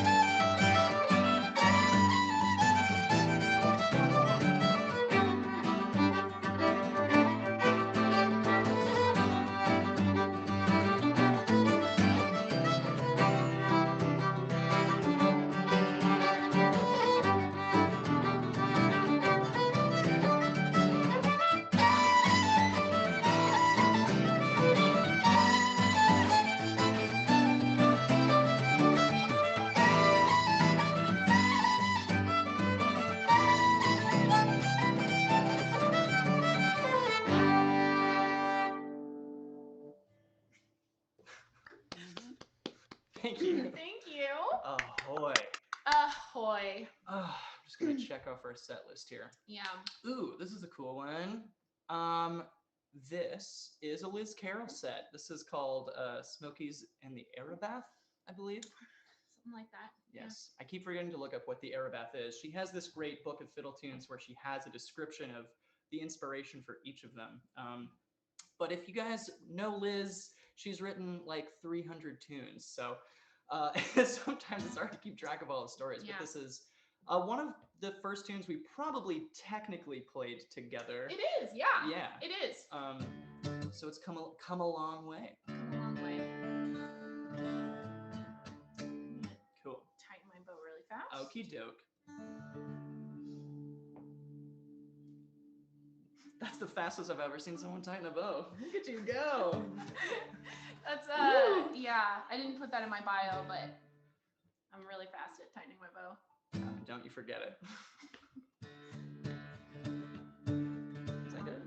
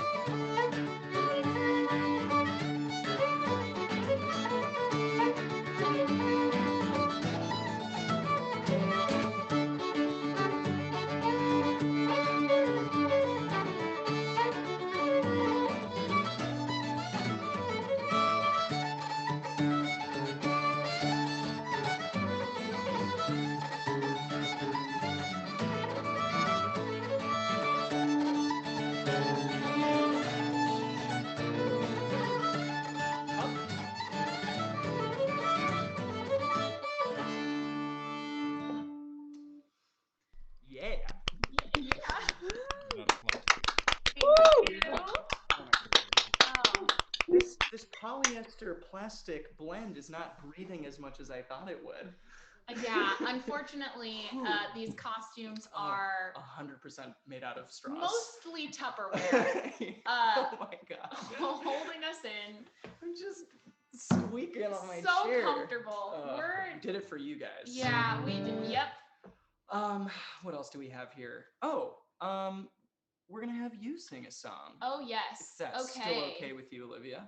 It's still fine with me. Excellent. Yeah, we're about to, so I'm gonna sing a song called Wayfaring Stranger, a folk song that I'm sure many people know, made famous by Johnny Cash, Dolly Parton, all your faves. So we're gonna do that along with 2 other American tunes. So this is an American set. Can I hear your AE once? Beautiful. All right. Oh, you can start whenever. Okay. All right. I'm just a poor wayfaring stranger, traveling through this world of woe. There is no sickness, no toil or danger in that bright land to which I go. I'm going there to see my Savior. I'm going home, no more to roam. I'm just going up the Jordan. I'm just going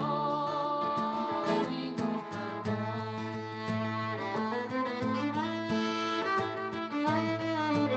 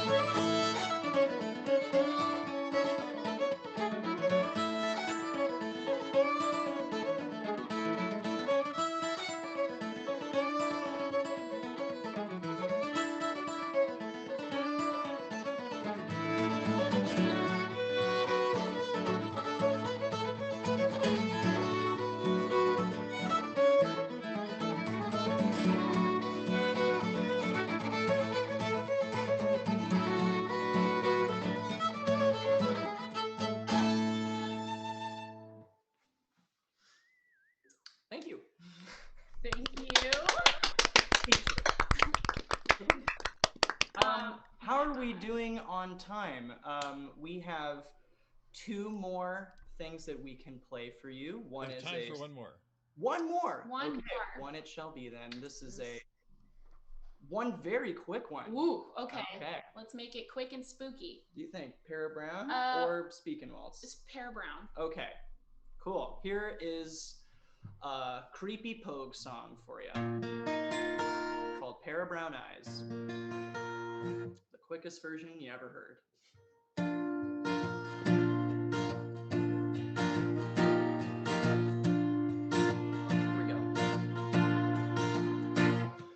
Summer evening, drunk to hell, I sat there nearly lifeless. No man in the corner sang where the water lilies grow. And on the jukebox, Johnny sang about a thing called love. And it's how you kid and what's your name and how'd your buddy know? Blood and death beat the screaming sky. I laid there on the ground, and the arms and legs of other men were scattered all around. Some cursed, some prayed, some prayed, some cursed, some prayed and bled some more. And the only thing that I could see was a pair of brown eyes that was looking at me. When we got back, labeled parts 1 to 3, there was no pair of brown eyes waiting for me. And roving, I'll go for a pair of brown eyes, for a pair of brown eyes.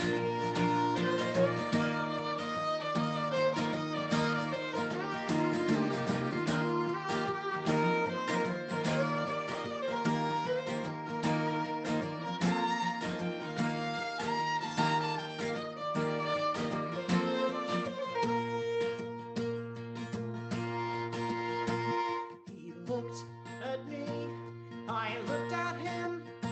All I could do was hate him.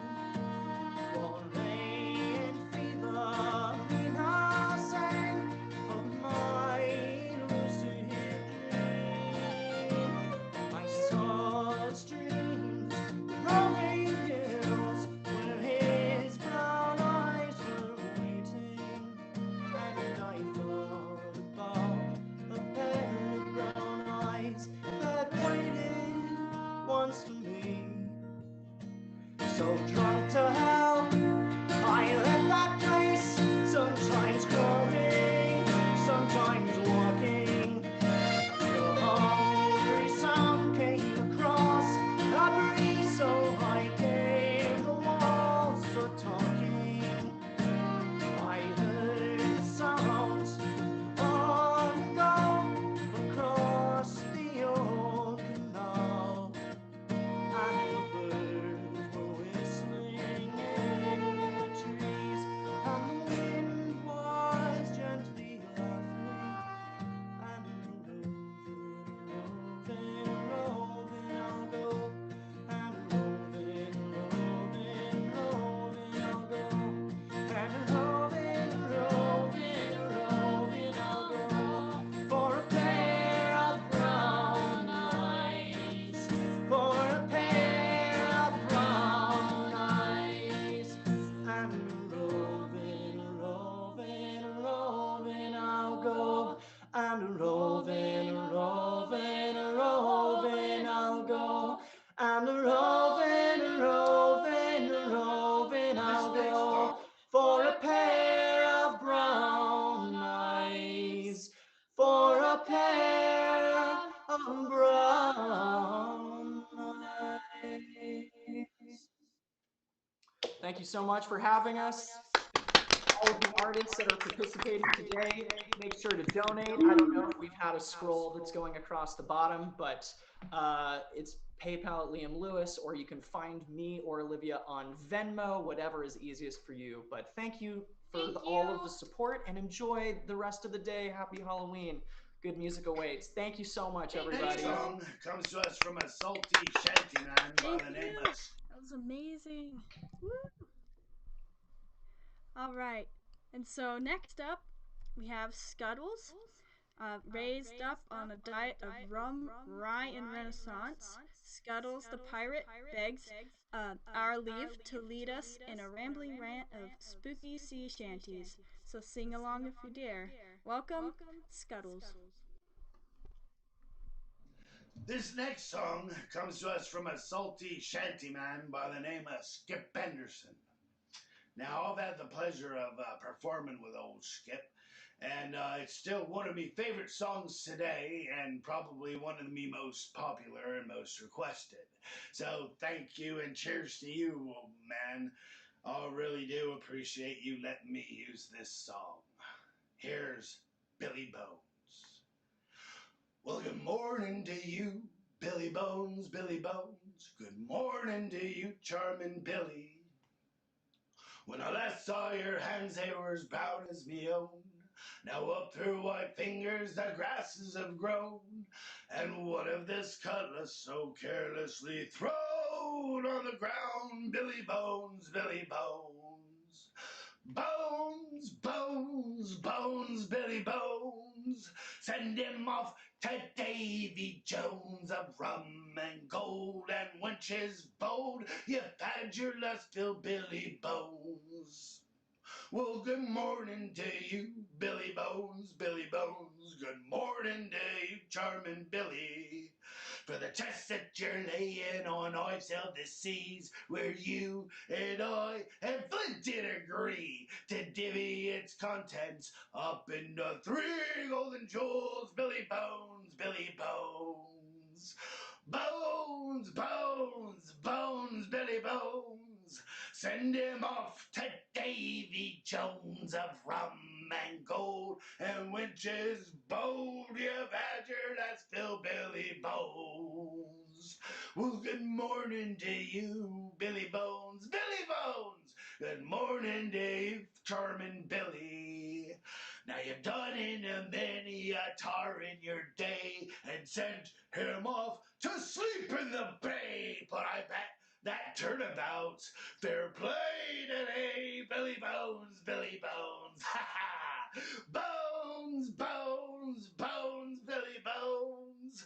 Send him off to Davy Jones of rum and gold and wenches bold. You had your last fill, Billy Bones. Well, good morning to you, Billy Bones, Billy Bones.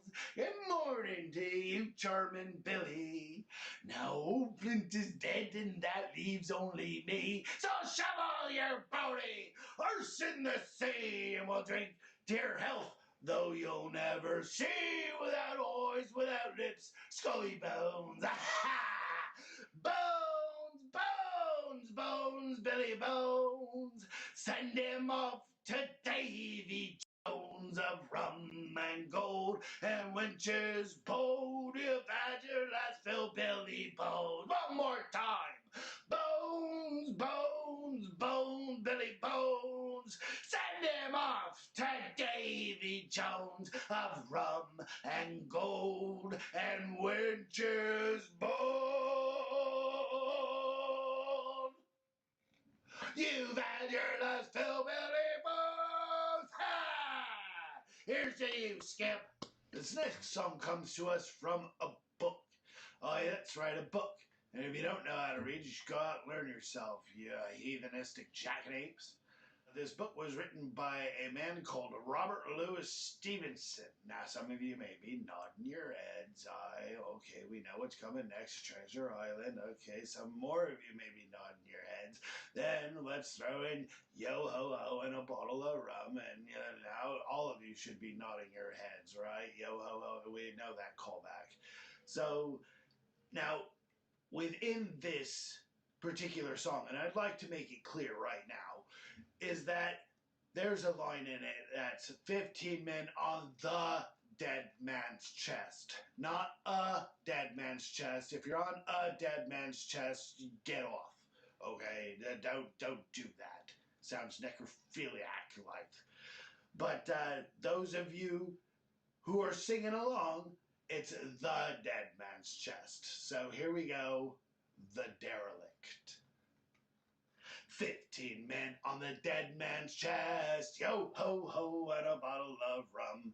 Drinking the devil had done for the rest, yo ho ho, and a bottle of rum. The mate was fixed with a bosun pike, and the bosun brained with a Mullen spike. And Cookie's throat was mocked belike, it had been gripped by fingers 10, and there they lay, all good dead men, like break a day in a boozing can. Yo ho ho, and a bottle of rum.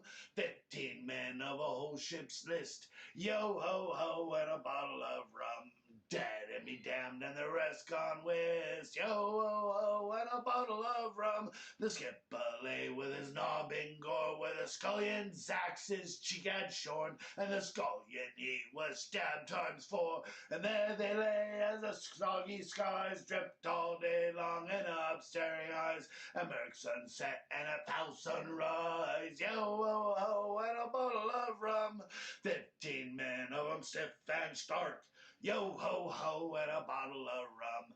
10 of the crew had the murder mark, yo ho ho, and a bottle of rum. 'Twas a cutlass white, or an ounce of lead, or a yawing hole in a battered head, with a scupper's glut was a rotting red. And there they lay, I damn me eyes, all lookouts clapped on paradise. Their souls were bound contrariwise, yo ho ho, and a bottle of rum. 15 men of 'em good and true, yo ho ho, and a bottle of rum. Every man Jack coulda sailed with old Pew, yo ho ho, and a bottle of rum. There was chest on chest full of Spanish gold, and a ton of plate in the middle hold, with a riot's cabin of loot untold. And there they lay that it took the plum, with a sightless glares and the lips struck dumb, while we all shared by the rule of thumb, yo ho ho, and a bottle of rum. More was seen through the stern light screen, yo ho ho, and a bottle of rum. Charting a doubt where a woman had been, yo ho ho, and a bottle of rum. There's a flimsy ship on a bunker cot, with a thin dirk slot through the bosom spot, and the lace was marred in a purplish blot. Or was she a wench, some shuddering maid, that dared the knife and took the blade? By God, she was stuffed for a plucky jade, yo ho ho, and a bottle of rum. 15 men on the dead man's chest, yo ho ho, and a bottle of rum. Drinking the devil had done for the rest, yo ho ho, and a bottle of rum. We wrapped 'em all in a mainsail tight, with twice turned 10 of a hawser's bite, and we heaved 'em over and out of sight, with a yo heave ho and a farewell, and a southern plunge and a southern swell. 10 fathoms deep on the road to hell, yo ho ho, and a bottle of rum. Hey, now there's a song for you, you scallywags. Now this next song comes to us from At World's End. And alright, you know, oh boo, Scuttles, you're cliche, you're doing a Pirates of the Caribbean song, how could you? Hey, it's one of my personal favorites, alright? So back off. Please don't sue me, Disney. Alright, here comes Hoist the Colors. The king and his men stole the queen from her bed and bound her in her bones. The sea be ours, and by the powers, where we will roam. Yo ho, all together, hoist the colors high. Heave ho, thieves and beggars, never shall we die. Now some men have died and some are alive, and some they sail on the sea. With the keys to the cage and the devil to pay, we lay to the fiddler's green. Yo ho, all together, hoist the colors high. Heave ho, thieves and beggars, never shall we die. Now the bell has been raised from its watery grave. Can you hear its spiritual tone? A call to all, pay heed to the squall, and turn your sails towards home. Yo ho, all together, hoist the colors high. Heave ho, thieves and beggars, never shall we die. Now the king and his men stole the queen from her bed and bound her in her bones. The sea be ours, and by the powers, where we will roam. Yo ho, all together, hoist the colors high. Heave ho, thieves and bears, never shall we die. One more time. Yo ho, all together, hoist the colors high. Heave ho, thieves and beggars, never shall we die. What, pirates? Sorry, not sorry. So this last song, oh, I know, last song, but all good things must come to an end, mates. But stay around this International Samhain Celebration, because we got plenty more good stuff coming up for you after Old Scuttles. Just make sure you smash that chip jar, let me know how much you liked it. But this last song has been covered more than an Oxide Judy, and it's from Ireland, so no wonder. But the callback, it starts with an F and ends with a U. So you figure it out. But this song is called Bugger Off. Now here we go. Oh, you've been a lovely audience, so how the time has passed. Won't you open that door, hit you in the ass? Well, you've been a lovely audience, but enough is enough. And I'd take it very kindly if you'd all just bugger off. So bugger off, yeah, bastards, bugger off. Bugger off, yeah, bastards, bugger off. Like a herd of bloody swine that refuse to leave. You'll get no more this evening, so you bastards bugger off. Here's to the barkeeps and the waitresses who have been serving you your beer. They put up with your noxious breath and your stupid drunken leers. So be leaving all your money on the table when you go. For the morning you'll have a throbbing head and nothing else to show. So bugger off, you bastards, bugger off. Bugger off, you bastards, bugger off.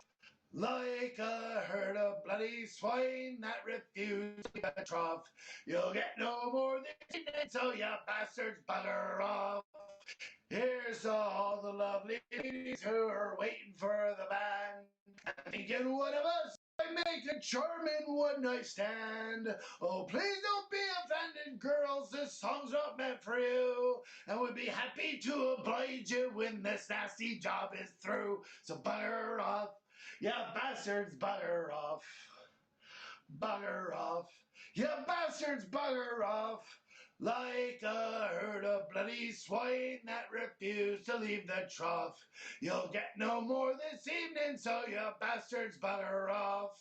Now you're promising the ladies a night of love and bliss. But truth be told, you're far too drunk to stand up straight and piss. So give it up, you bloody sod, you'll not be getting laid. And the sooner you get out the door, the sooner I'll be paid. So bugger off. Yeah, bastards, bugger off.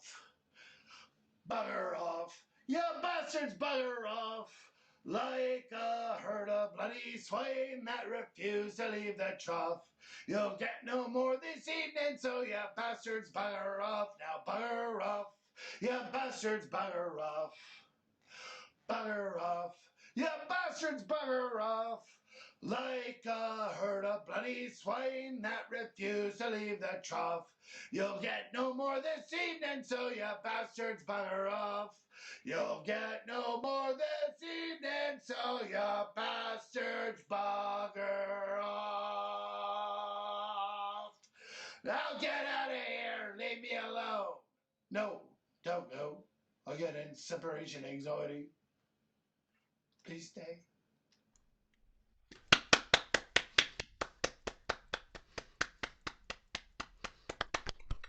They're way too kind. I kept waiting for the ninjas to drop out. All right. So next up. Is there a delay? Does anyone hear a delay?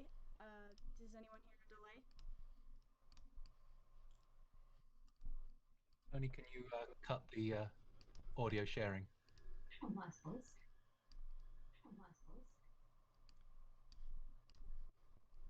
Okay, testing 1 2. Okay, testing 1 2. I still hear it a little bit, but I can introduce the next person with the delay. If Pretty that's okay. distracting. It's pretty distracting. Echo, echo, echo, echo, echo, echo. Is there something we all should be doing or checking in our settings? No, this is from the previous video. I always wanted to try that. All right, I think it's working. Yes, all right, perfect. Okay, I am getting this up. All right.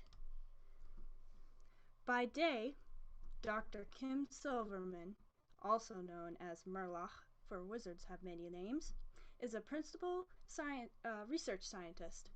But by night, he studies the more esoteric sciences, and many magical authorities believe that he was the inspiration for a certain wizard in the Harry Potter stories. So now, I present to you Dr.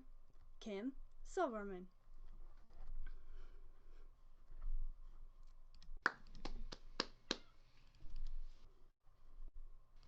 Kim. Unmute him. There we go. Hi, can you all hear me?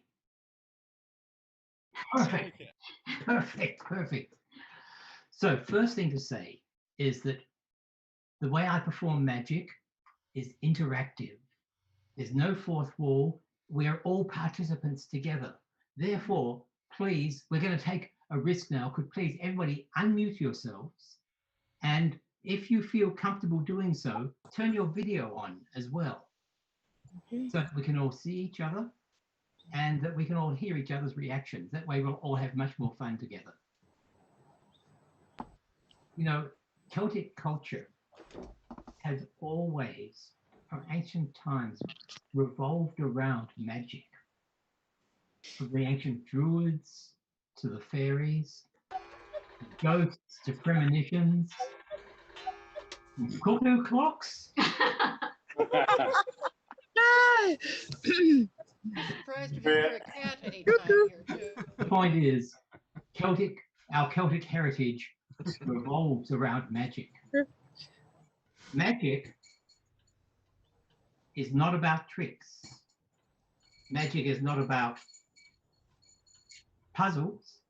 Magic is about the experience of mystery.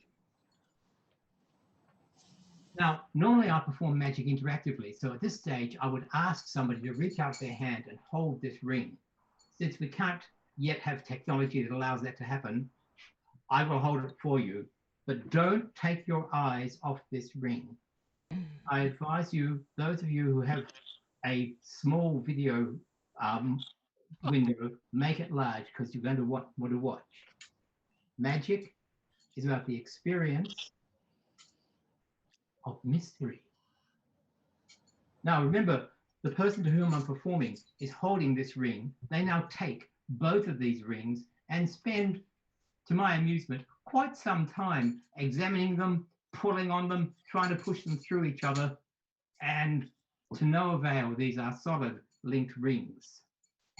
Magic teaches us that things that seem impossible can become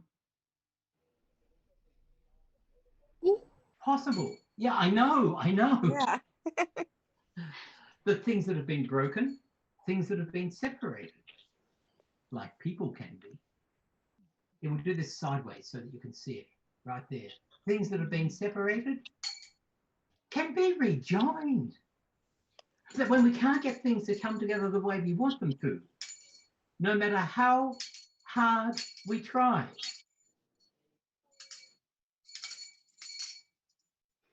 there's always a way. You know, there are times that we feel like we're at the bottom of the food chain. Oh, no. There are times we feel like dropping out of life completely. At this stage, people from the audience usually reach out and grab this ring from my hand to examine it. But no matter how alone we feel, we're all part of a single chain. Amazing. Of human existence. I know. It amazes me. We're all in this life. Here, this is for all of you. If you watch very closely, you will actually see the metal penetrate. We're all in this life together. Do you see it pass through? Sure I did. Now, some people think there's a special magic. Some people think there's a special spot on this ring. I suspect some of you good people here might. The truth is, all the points are magical. Michael, would you please say stop? Yes, I know, I can see you there. Would you please say stop as I run my finger down the ring? Stop. Stop. Right there. I would normally ask you to feel that spot. We'll have to make do with being able to examine it. Does your screen feel solid to you? I love working with children. Can you see a hole in the ring? Nope. Can you see a hole in the ring? You're tricky. Yeah. Forgive me, that was unfair of me. That joke is over 2,000 years old. It was taught to me by one of those ancient druids. Yeah. Michael, that was your spot about there, is that right? Yeah, sure. Bit higher, bit lower? Close. It's right around there. I don't know. Magic teaches us that when there are times that we feel trapped by life, it's just an illusion. When there are times that we can't seem to get free of some problem, well, that too is just an illusion. When no matter which way we turn, no matter which way we pull, we can't get free of something that's holding us back. Anybody here know what I'm talking about? Stunned silence. It's just time for a change in perspective. Whoa. You see, from this angle, it looks like they're linked together. But from here, you can see that really they're not at all. Magic is not about tricks. Magic is about, well, I'll let you all decide for yourselves. Thank you. Yay! Woo! Now, has Lena joined us yet? Lena, how do we pronounce her name? Lena. Ramalho? Lena. I have to. Not here yet? The reason I ask is that a little over 2 Chasing weeks a 4-year-old down the hall. Okay. A little over 2 weeks ago, she prepared something for me. I don't know whether you can see the postmark is dated on that. There's a bit of light shining on it, but it's dated October the 21st. Lena went out and purchased a deck of playing cards. She shuffled them thoroughly under my instruction, but I was not there when she did this. She then pulled out one card from the somewhere in the middle of the deck, face down, without looking at it. She then turned the rest of the deck face up and put that face down card back somewhere else into the deck. I spoke with her after she had done this. I said to her, did you see what card you reversed in the deck? She said, no. I said, was there anybody else in the room with you that saw what card you reversed in the deck? She said, no. I said, was your dog in there with you? Was your dog looking up? Did he see the card? She said, no. The point is, nobody in the world knows what card she turned over in this deck. She then sealed it up and mailed it to me. We shall open it together now. Oh, you can see my, yes, that she mailed it to me, put her address up here.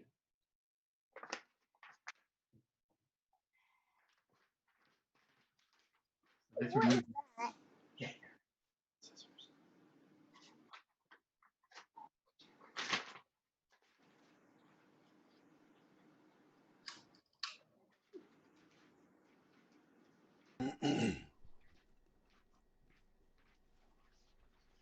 Oh. Oh, all right. So, Lena old enough to vote? That's the voting envelope. Oh, I know what party she votes for. Okay, so this is sealed as well. Has this got a tear open thing? No. I would have thought, but oh yes, no, nearly. US Postal Service. Oh, for goodness sake. Just wrapped it up, sealed it, and put her We now know why she's not here. initials on this. Can you all see what I'm doing? Making a mess of things. This is how I open my Christmas presents. This is the most riveting package opening I've seen in a long time. There we go. Beautiful. Before we open this deck, is Alan Purvis here? He is, yes.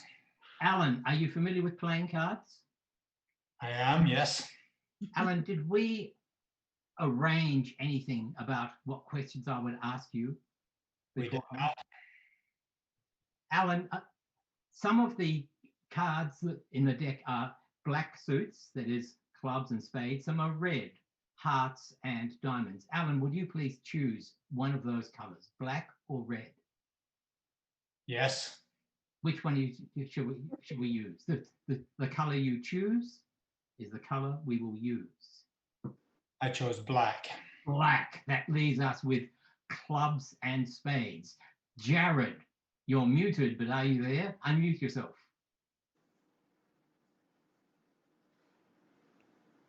No, Jared? Okay, then let's do somebody else. I see Also chasing the same 4-year-old. All right. Then I need somebody else. I won't ask Tony Becker because he might be in collusion with me. So let's do Dion. Dion, my own son. In Glasgow. Dion is in Glasgow at the moment. Thoroughly appropriate for a colour performance. Dion, what time is it? You need to unmute yourself. What time is it in Glasgow at the moment? 14 minutes past midnight. 14 minutes. Dion, Alan chose clubs and spades. Could you please choose one of those suits? Spades. Spades. Peggy, thank you. Peggy and Bill Bechtel. We need to choose one of the spades. So should we choose an odd card or an even card. The odd cards, ace, 3, 5, 7, 9, jack, king. 9. 9. So we have the 9 of spades. So let's just summarize what happened here. Lena, who's up apparently chasing 4-year-olds, more than 2 weeks ago, reversed 1 card in this deck. We have not opened the box yet, and nobody knows what card she turned over. And then 4 of you from different places in the world, from different time zones, made choices which narrowed us down to 1 card in the deck. The 9 of, what was it? Spades. Spades, 9 of spades.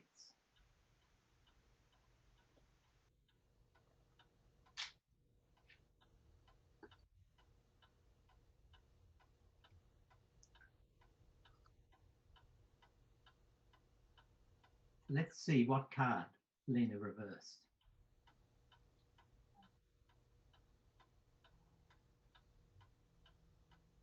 Ah, there is 1 card. Let's just check. Yet only 1 card reversed in the deck. And that card is the 9 of spades. Oh, wow.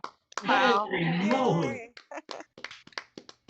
But I want to tell you there is a point to this. The point is that we're all part of a single Celtic community that spans time zones, spans countries, spans cultures and families. And each day we all make our own decisions. We do the best that we can with what life deals us with the cards that we're dealt. And it doesn't feel like we're related to anybody else, particularly in these times. We all feel separated, and yet somehow we are all connected. We're all linked, and together our individual choices combine to make something surprising and delightful. So we have time for 1 more piece. Thank you. Thank you. And this is a piece that's particularly meaningful to me. Many of us have had people pass away in our lives, and we still miss them. I still miss my parents. Some of us have had relationships break, and we still feel the pain. Here's a piece that speaks to both of these. Inspired by the great magicians Alain Choquette and Eugene Berger, I call this The Thread of Life, and I hope you like it. When we read the great works of literature, such as Shakespeare's plays, our lives seem rather mundane. But are they really? Sometimes things that seem simple aren't so simple after all. A simple spool of thread, a single strand. Like our lives, there's a beginning, but also an end. And in the middle, happiness, but also sorrow. There is joy, but also pain.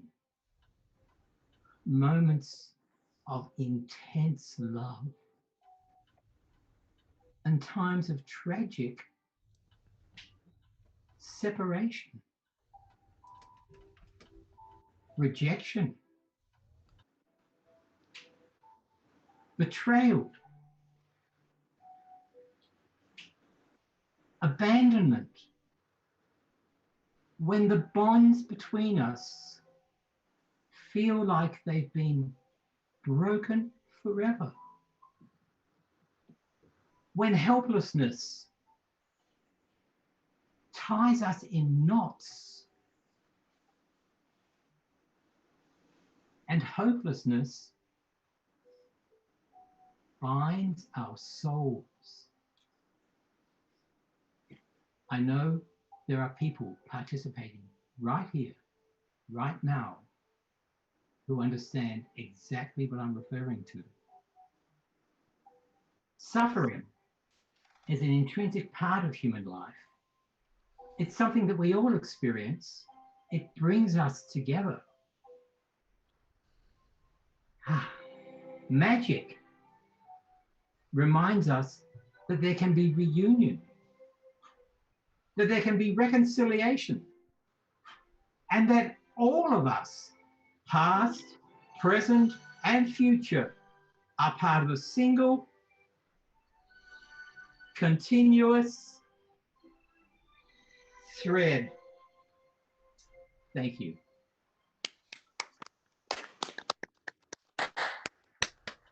And just You know, we applaud. I was doing Well Yeah. done. Well done. Thank you. The Well subtext of all magic is things might not be how they appear. And that means there is hope. When there are times that we're feeling isolated and depressed, there is hope. When we're feeling polarized and divided, there is hope. When we are uncertain about what the future might hold for us, there is hope. There is hope, and that, I think, is an idea worth sharing. Don't you all agree? Hmm? Of course. Unmute. Can I? My name is Kim Silverman. Thank you all for your time. Yay. Yeah, very Thank you, Kim. Thank you. Thank you. Done. Yay!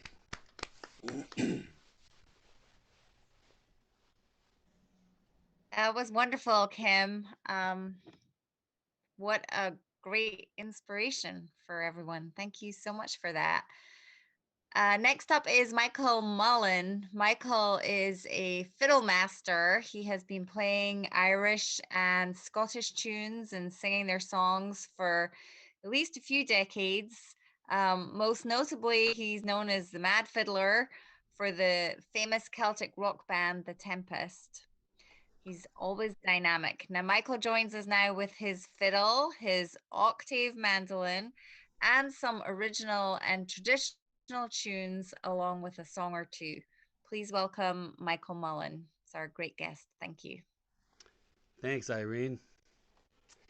All right, I'm going to go ahead and mute my speakers on this end since I'm not using headphones and I want to avoid audio issues. So I hope I have no problems that people have to yell at me about.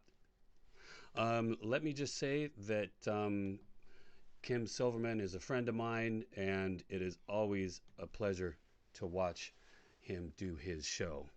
And so, without further ado, here we go.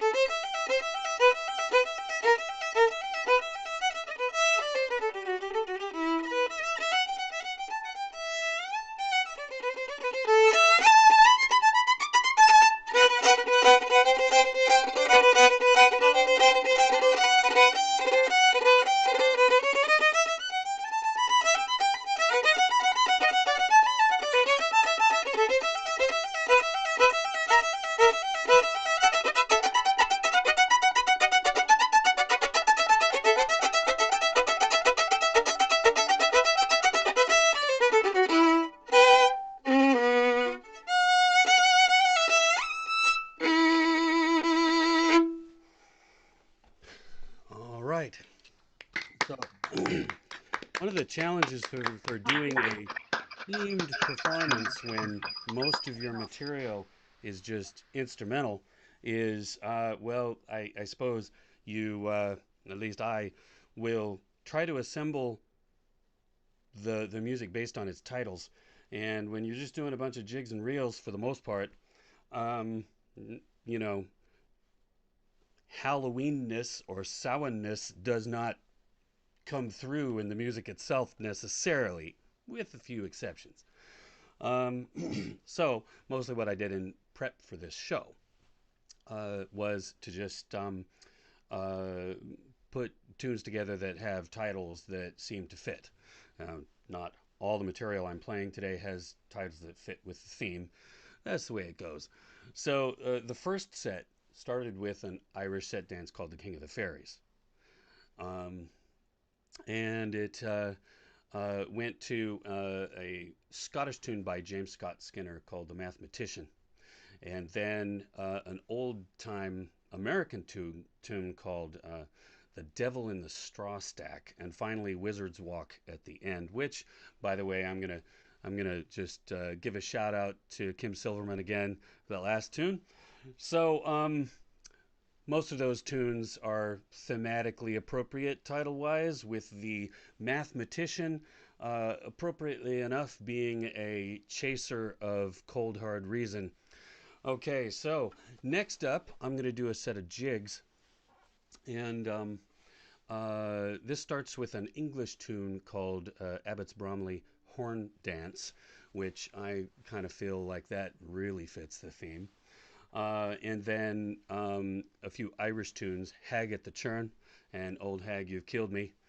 And finally, the Blackthorn Stick at the end. Now, the Blackthorn Stick it was apparently important in conjuring and whatnot, and so witches and so on from a long time ago would make their wands out of blackthorn. So then the whole word hag. So without going into controversy about that, there's a lot of tunes in the Irish tradition particularly that include that in their titles.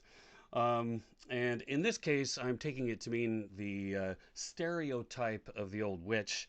So I'm calling this set of tunes the Hag at the Cauldron. Okay. So, Abbots Bromley Horn Dance.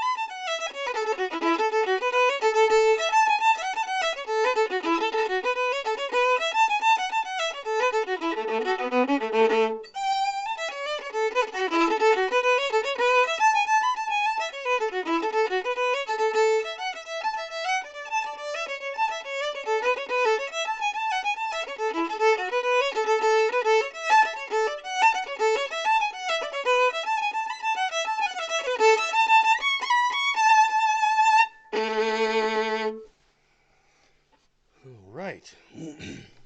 Moving right along.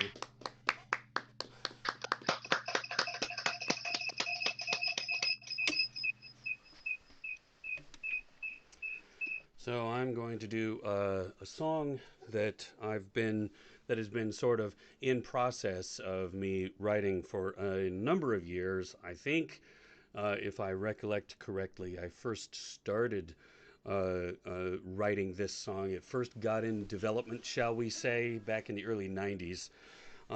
So I heard a traditional Irish slow reel called The Maids of Mitchelstown, played by Kevin Burke. And I was absolutely taken with this tune. And I played it an awful lot. And it inspired this lyric. And a number of years later, the song has gone through a number of changes. Most recently, just in the last couple of weeks, I actually wrote a couple of new verses and rearranged it and added things and stuff like that. So we'll see how this goes. But anyway, I think it works with the theme. And this is notable from my own experience as being the first lyric that I've written successfully that actually tells a story. I haven't had a whole lot of success writing story lyrics. So this basically tells a story, though you might have to sort of listen between the lines. Anyway, enough talk. The Maids of Mitchelstown.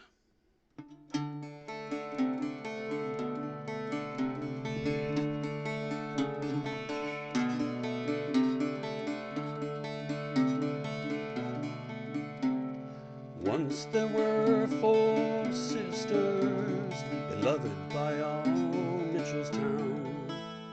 The people vied for their attentions, each may as well had a crown.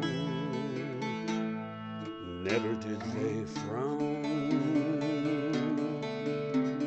One chill late October, a stranger walked through the town gate.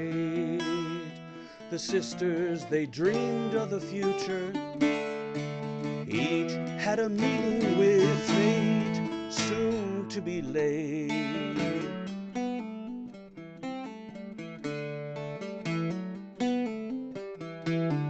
One was due to marry, the next she was meek and mild.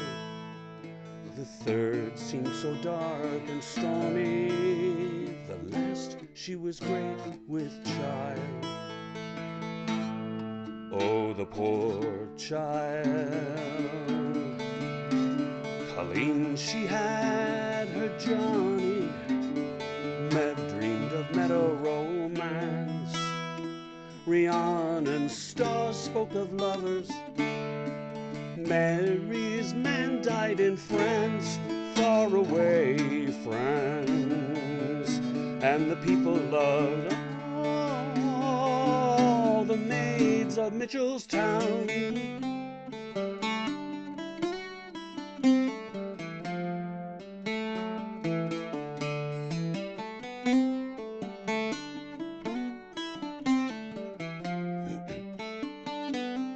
A drifter on the wind, a stranger come in from the night. Befriended, accepted, and trusted, his true nature hidden from sight. Far from the light, Colleen he spied at the market.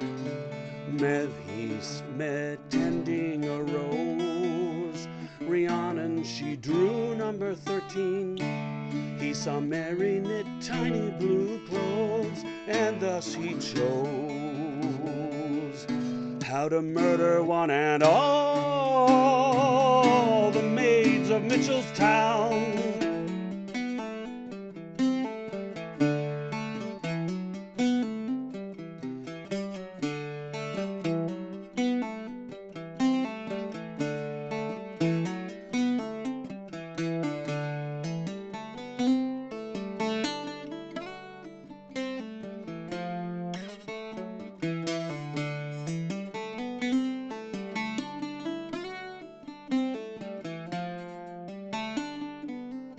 A silver quill for the guest book, the spikes of a spade from the shed, a candlestick crafted of pewter, a finial from the young mother's bed. Straight to the head, scarlet on the veil, stain on the dandelion bloom, crimson the key spread for seeking, red the shade of shared doom.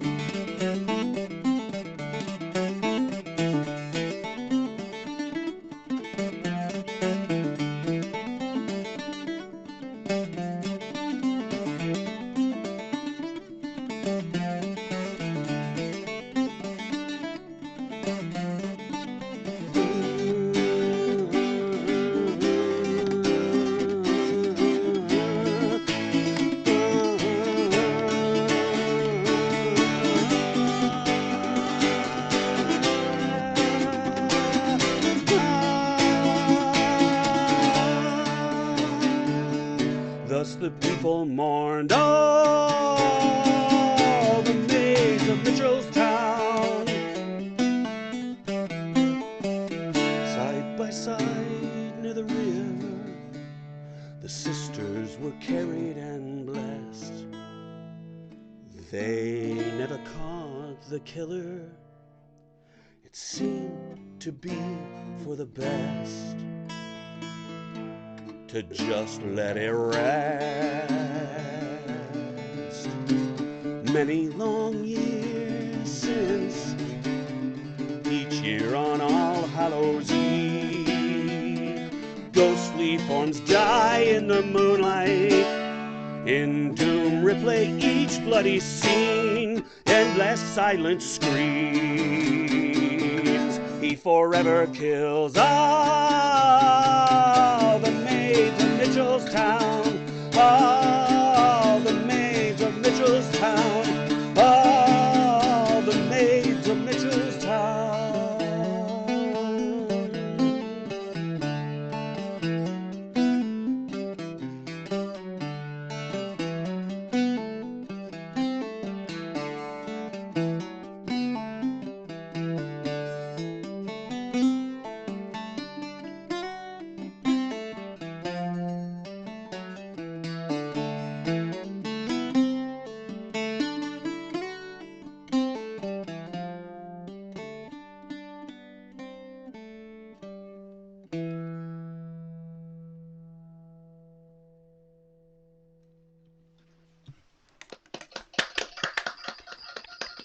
All right, so lastly, I'm going to do something that title-wise is not in the theme. Oh, well, So, oh, great. Yeah. Well, here's my soundboard for when I'm rehearsing.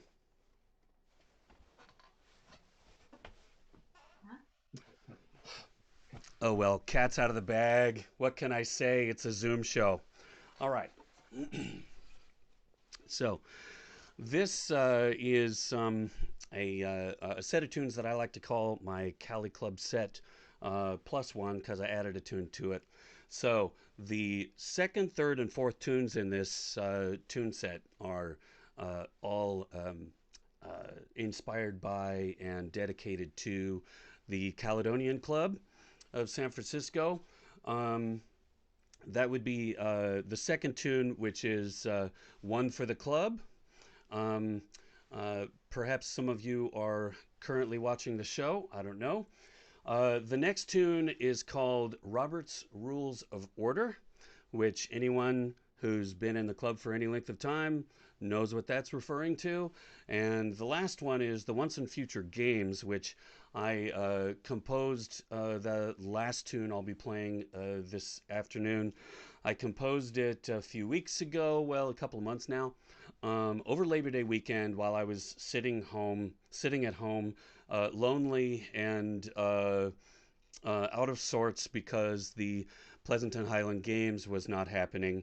So I'm sure that it will come back even stronger next year.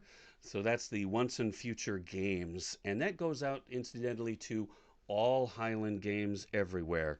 And now I'm going to start off with a tune that is one that I composed a number of years ago, which sort of has a spooky quality to it. So that's why I chose it for this, to lead off my last set of tunes. This tune is called Robbie's Obsession. So here we go. This goes out to all of you, and thank you for being here today. Thank you to Cedar Dobson and AmeriCeltic and Tony Becker for putting this show on, for having me, and I will see you next time. Thanks a lot, folks. Oh, and happy Halloween.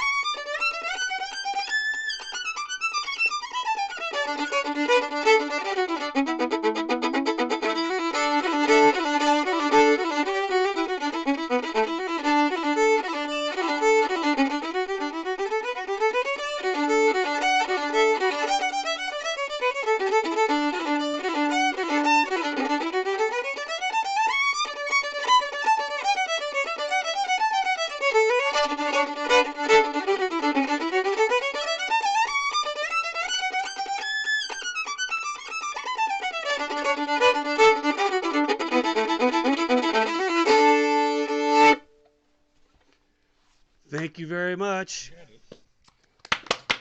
And that concludes my part of the show. Thanks a lot, folks. I'll have to give you my ghost stories to see what you do with them. Okay. Thank you, Michael. Thanks, better than his. It's absolutely amazing. Thank you. It was so good. Clean. I've got one. Beautiful. Can you unmute me again? Thank you. Michael. What? I have one ghost story that actually involves the fiddler, and actually several fiddlers and a Chinese miner. Okay. Well, I'll have to read that one of these days. Yeah. Thank you. So I want to remind everybody that in the chat window is a donation link. If you care to throw a few bucks Michael's way, that's the way to do it. We're going to hang around here a little longer. Thank you very much, Michael. We have one more. I think we have one more. I have a few more videos I want to show you from abandoned Ireland by the name of Alfie. So we're going to cue that up. I'm going to Alt-G, and I'm going to spotlight myself, I guess.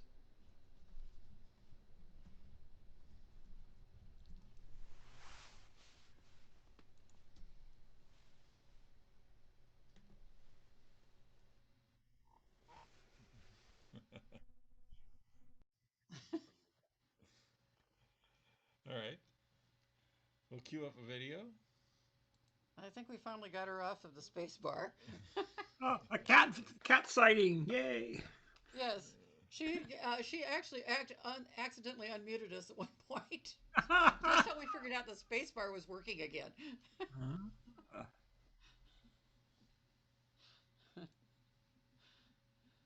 This next song. Okay. Salty Shanty Man by the name of. No, wrong cue. By the way, Shauna and I had two. I wonder if I should have laid him again. Had two Bombay cats. Good luck, mascot. Right? Let's see if we can get him. If we can get Tony working again here. Shauna and I shared two Bombay cats for a while. They're nice cats. And if you read the short story this week in the newsletter, this is the cat that nearly set fire to the bookcase. Ah.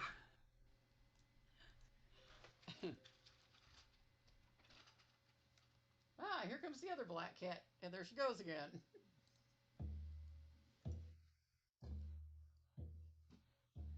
Hey, Carrie. All in Dublin town, we wander round. They say we have no cares in the world. Okay. Audio, where's... Here we go.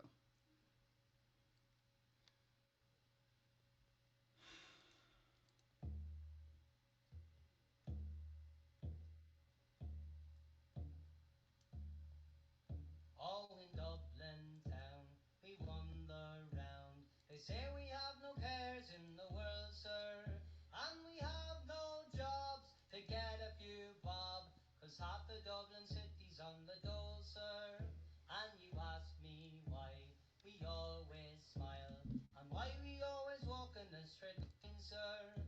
With our twisted grins and our wagging chins. And why we always walk in a straight line, sir. Oh well, it's drink, the country's on the brink. You know a man's life isn't long, sir. And the time must pass, won't you fill my glass? And paint a bit of Ireland in my song, sir. And paint a bit of Ireland in my song. We've got market bars for the early jars, the cabin heebie-jeebies and the shakes, sir. We get a bit of sun while the whole year runs, then it's back to the business of the day, sir. And the problems of the world we all unfurl, and nobody admits to being wrong, sir. We act you blind till closing time about the government, the buses and the bombs, sir. Oh well, it's drink,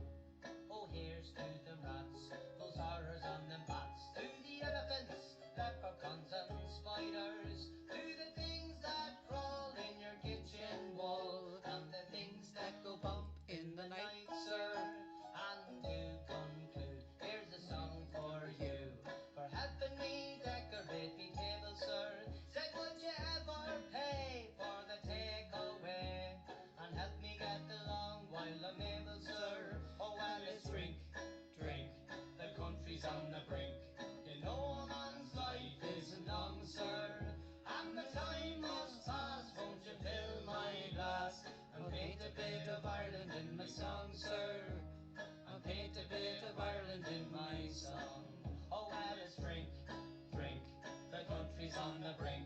You know a man's life isn't long, sir, and the time must pass. Won't you fill my glass and paint a bit of Ireland in my song, sir?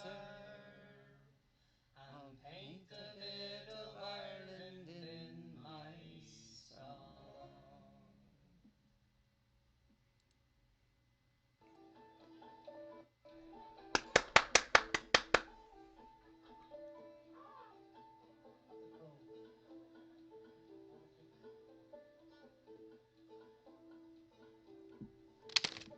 Uh-oh.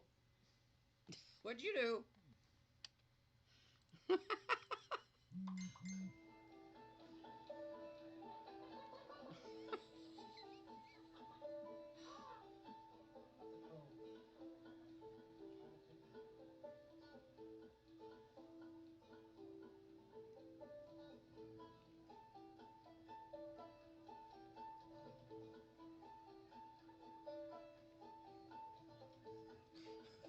With an intermezzo of Kitten on the keys, right?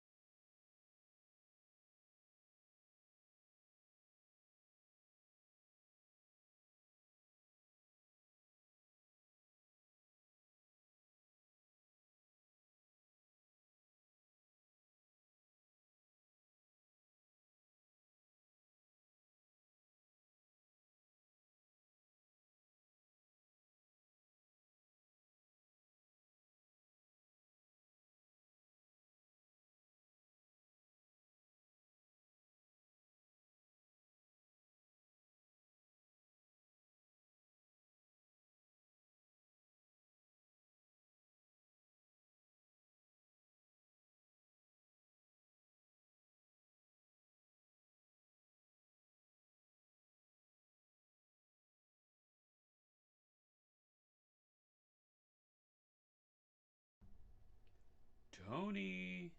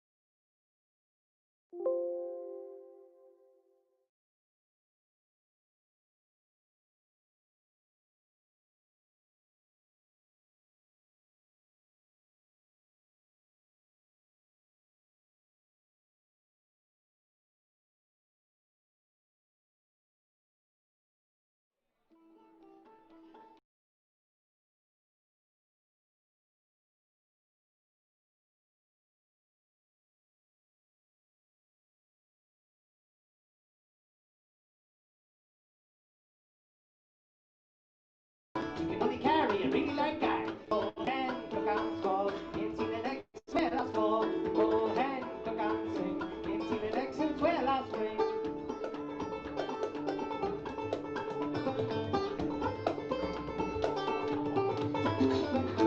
Go and look on score. Into the next where I score. Go and look on swing. Into the next where I swing.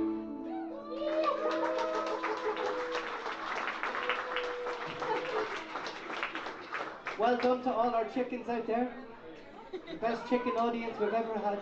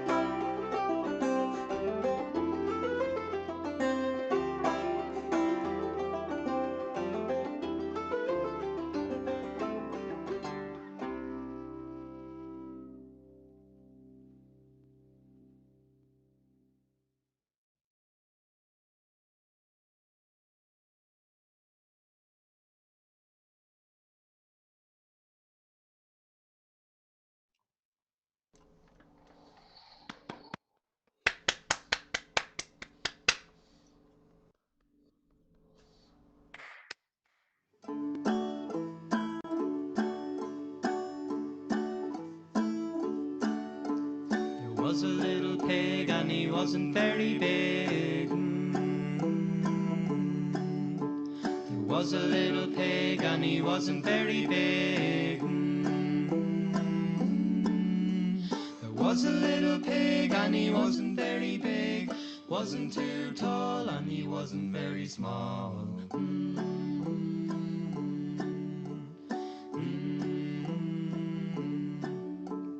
This little piggy ate too much clover. This little piggy ate too much clover. This little piggy ate too much clover. He lay down and died all over.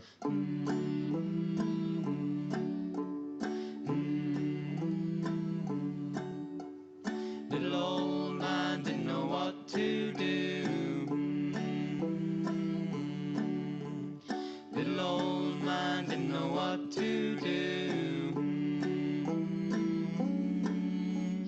Little old man didn't know what to do. So he lay down and he died too.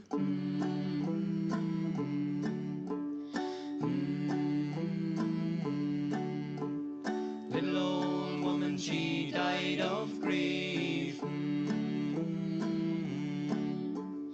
Little old woman, she died of grief. That's the end of your 1, 2, 3. The woman and your man and the little piggy.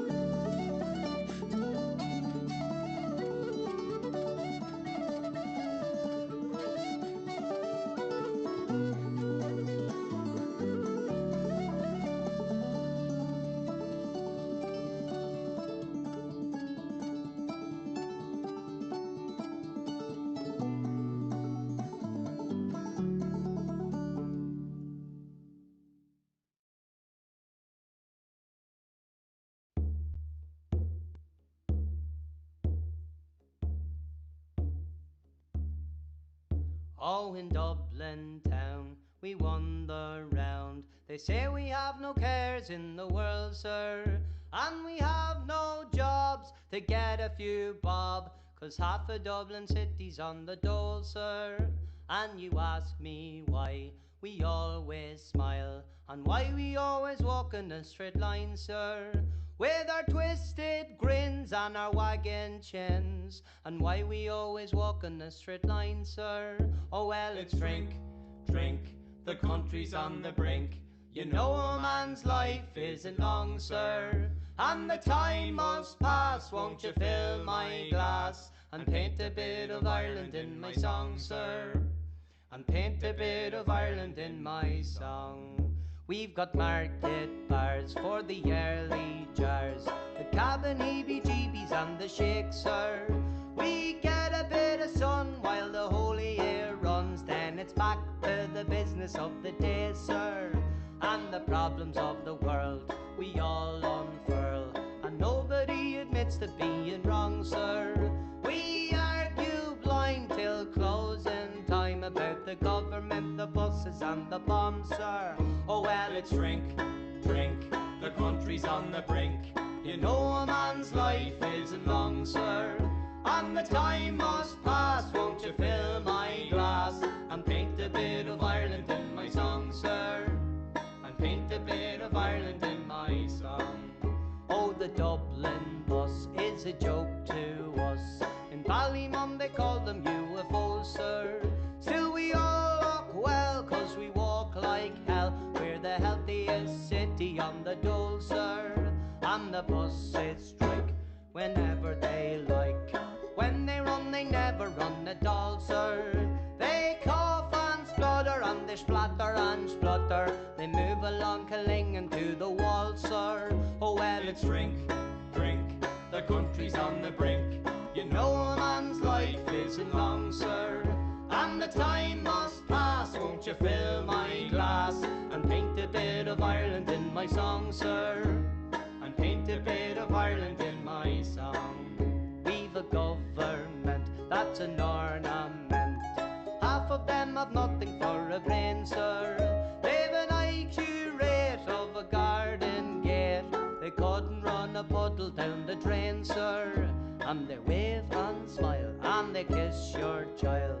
They promise them the earth and moon and stars, sir. When it comes to the crunch, you'll find a whole bunch drinking Bloody Marys in the bar, sir. Oh well, it's drink, drink, the country's on the brink.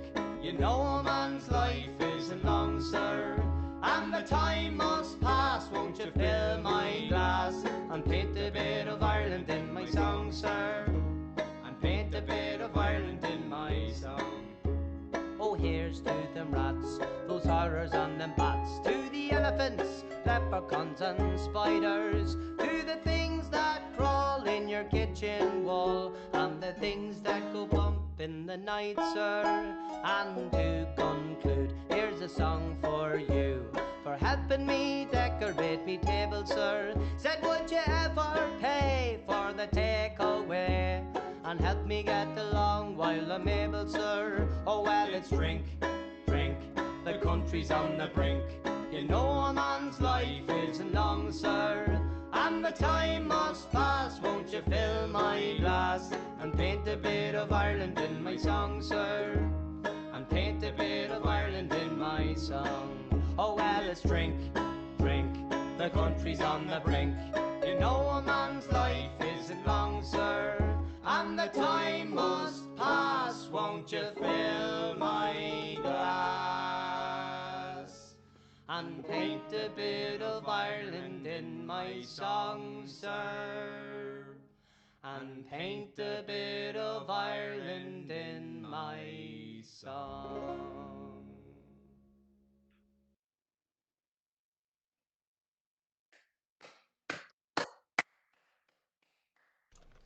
Thank you all and good night. Happy Thanks, Halloween. everybody. Halloween. And we'll Thanks. hope we'll figure out what red caps we offended so we don't do that next time. Well done, everybody. Thank you. That was Yes, wonderful. wonderful. Wonderful. Thank you. Yes. Happy Samhain. Happy Halloween. Good job again, everyone. Thank you.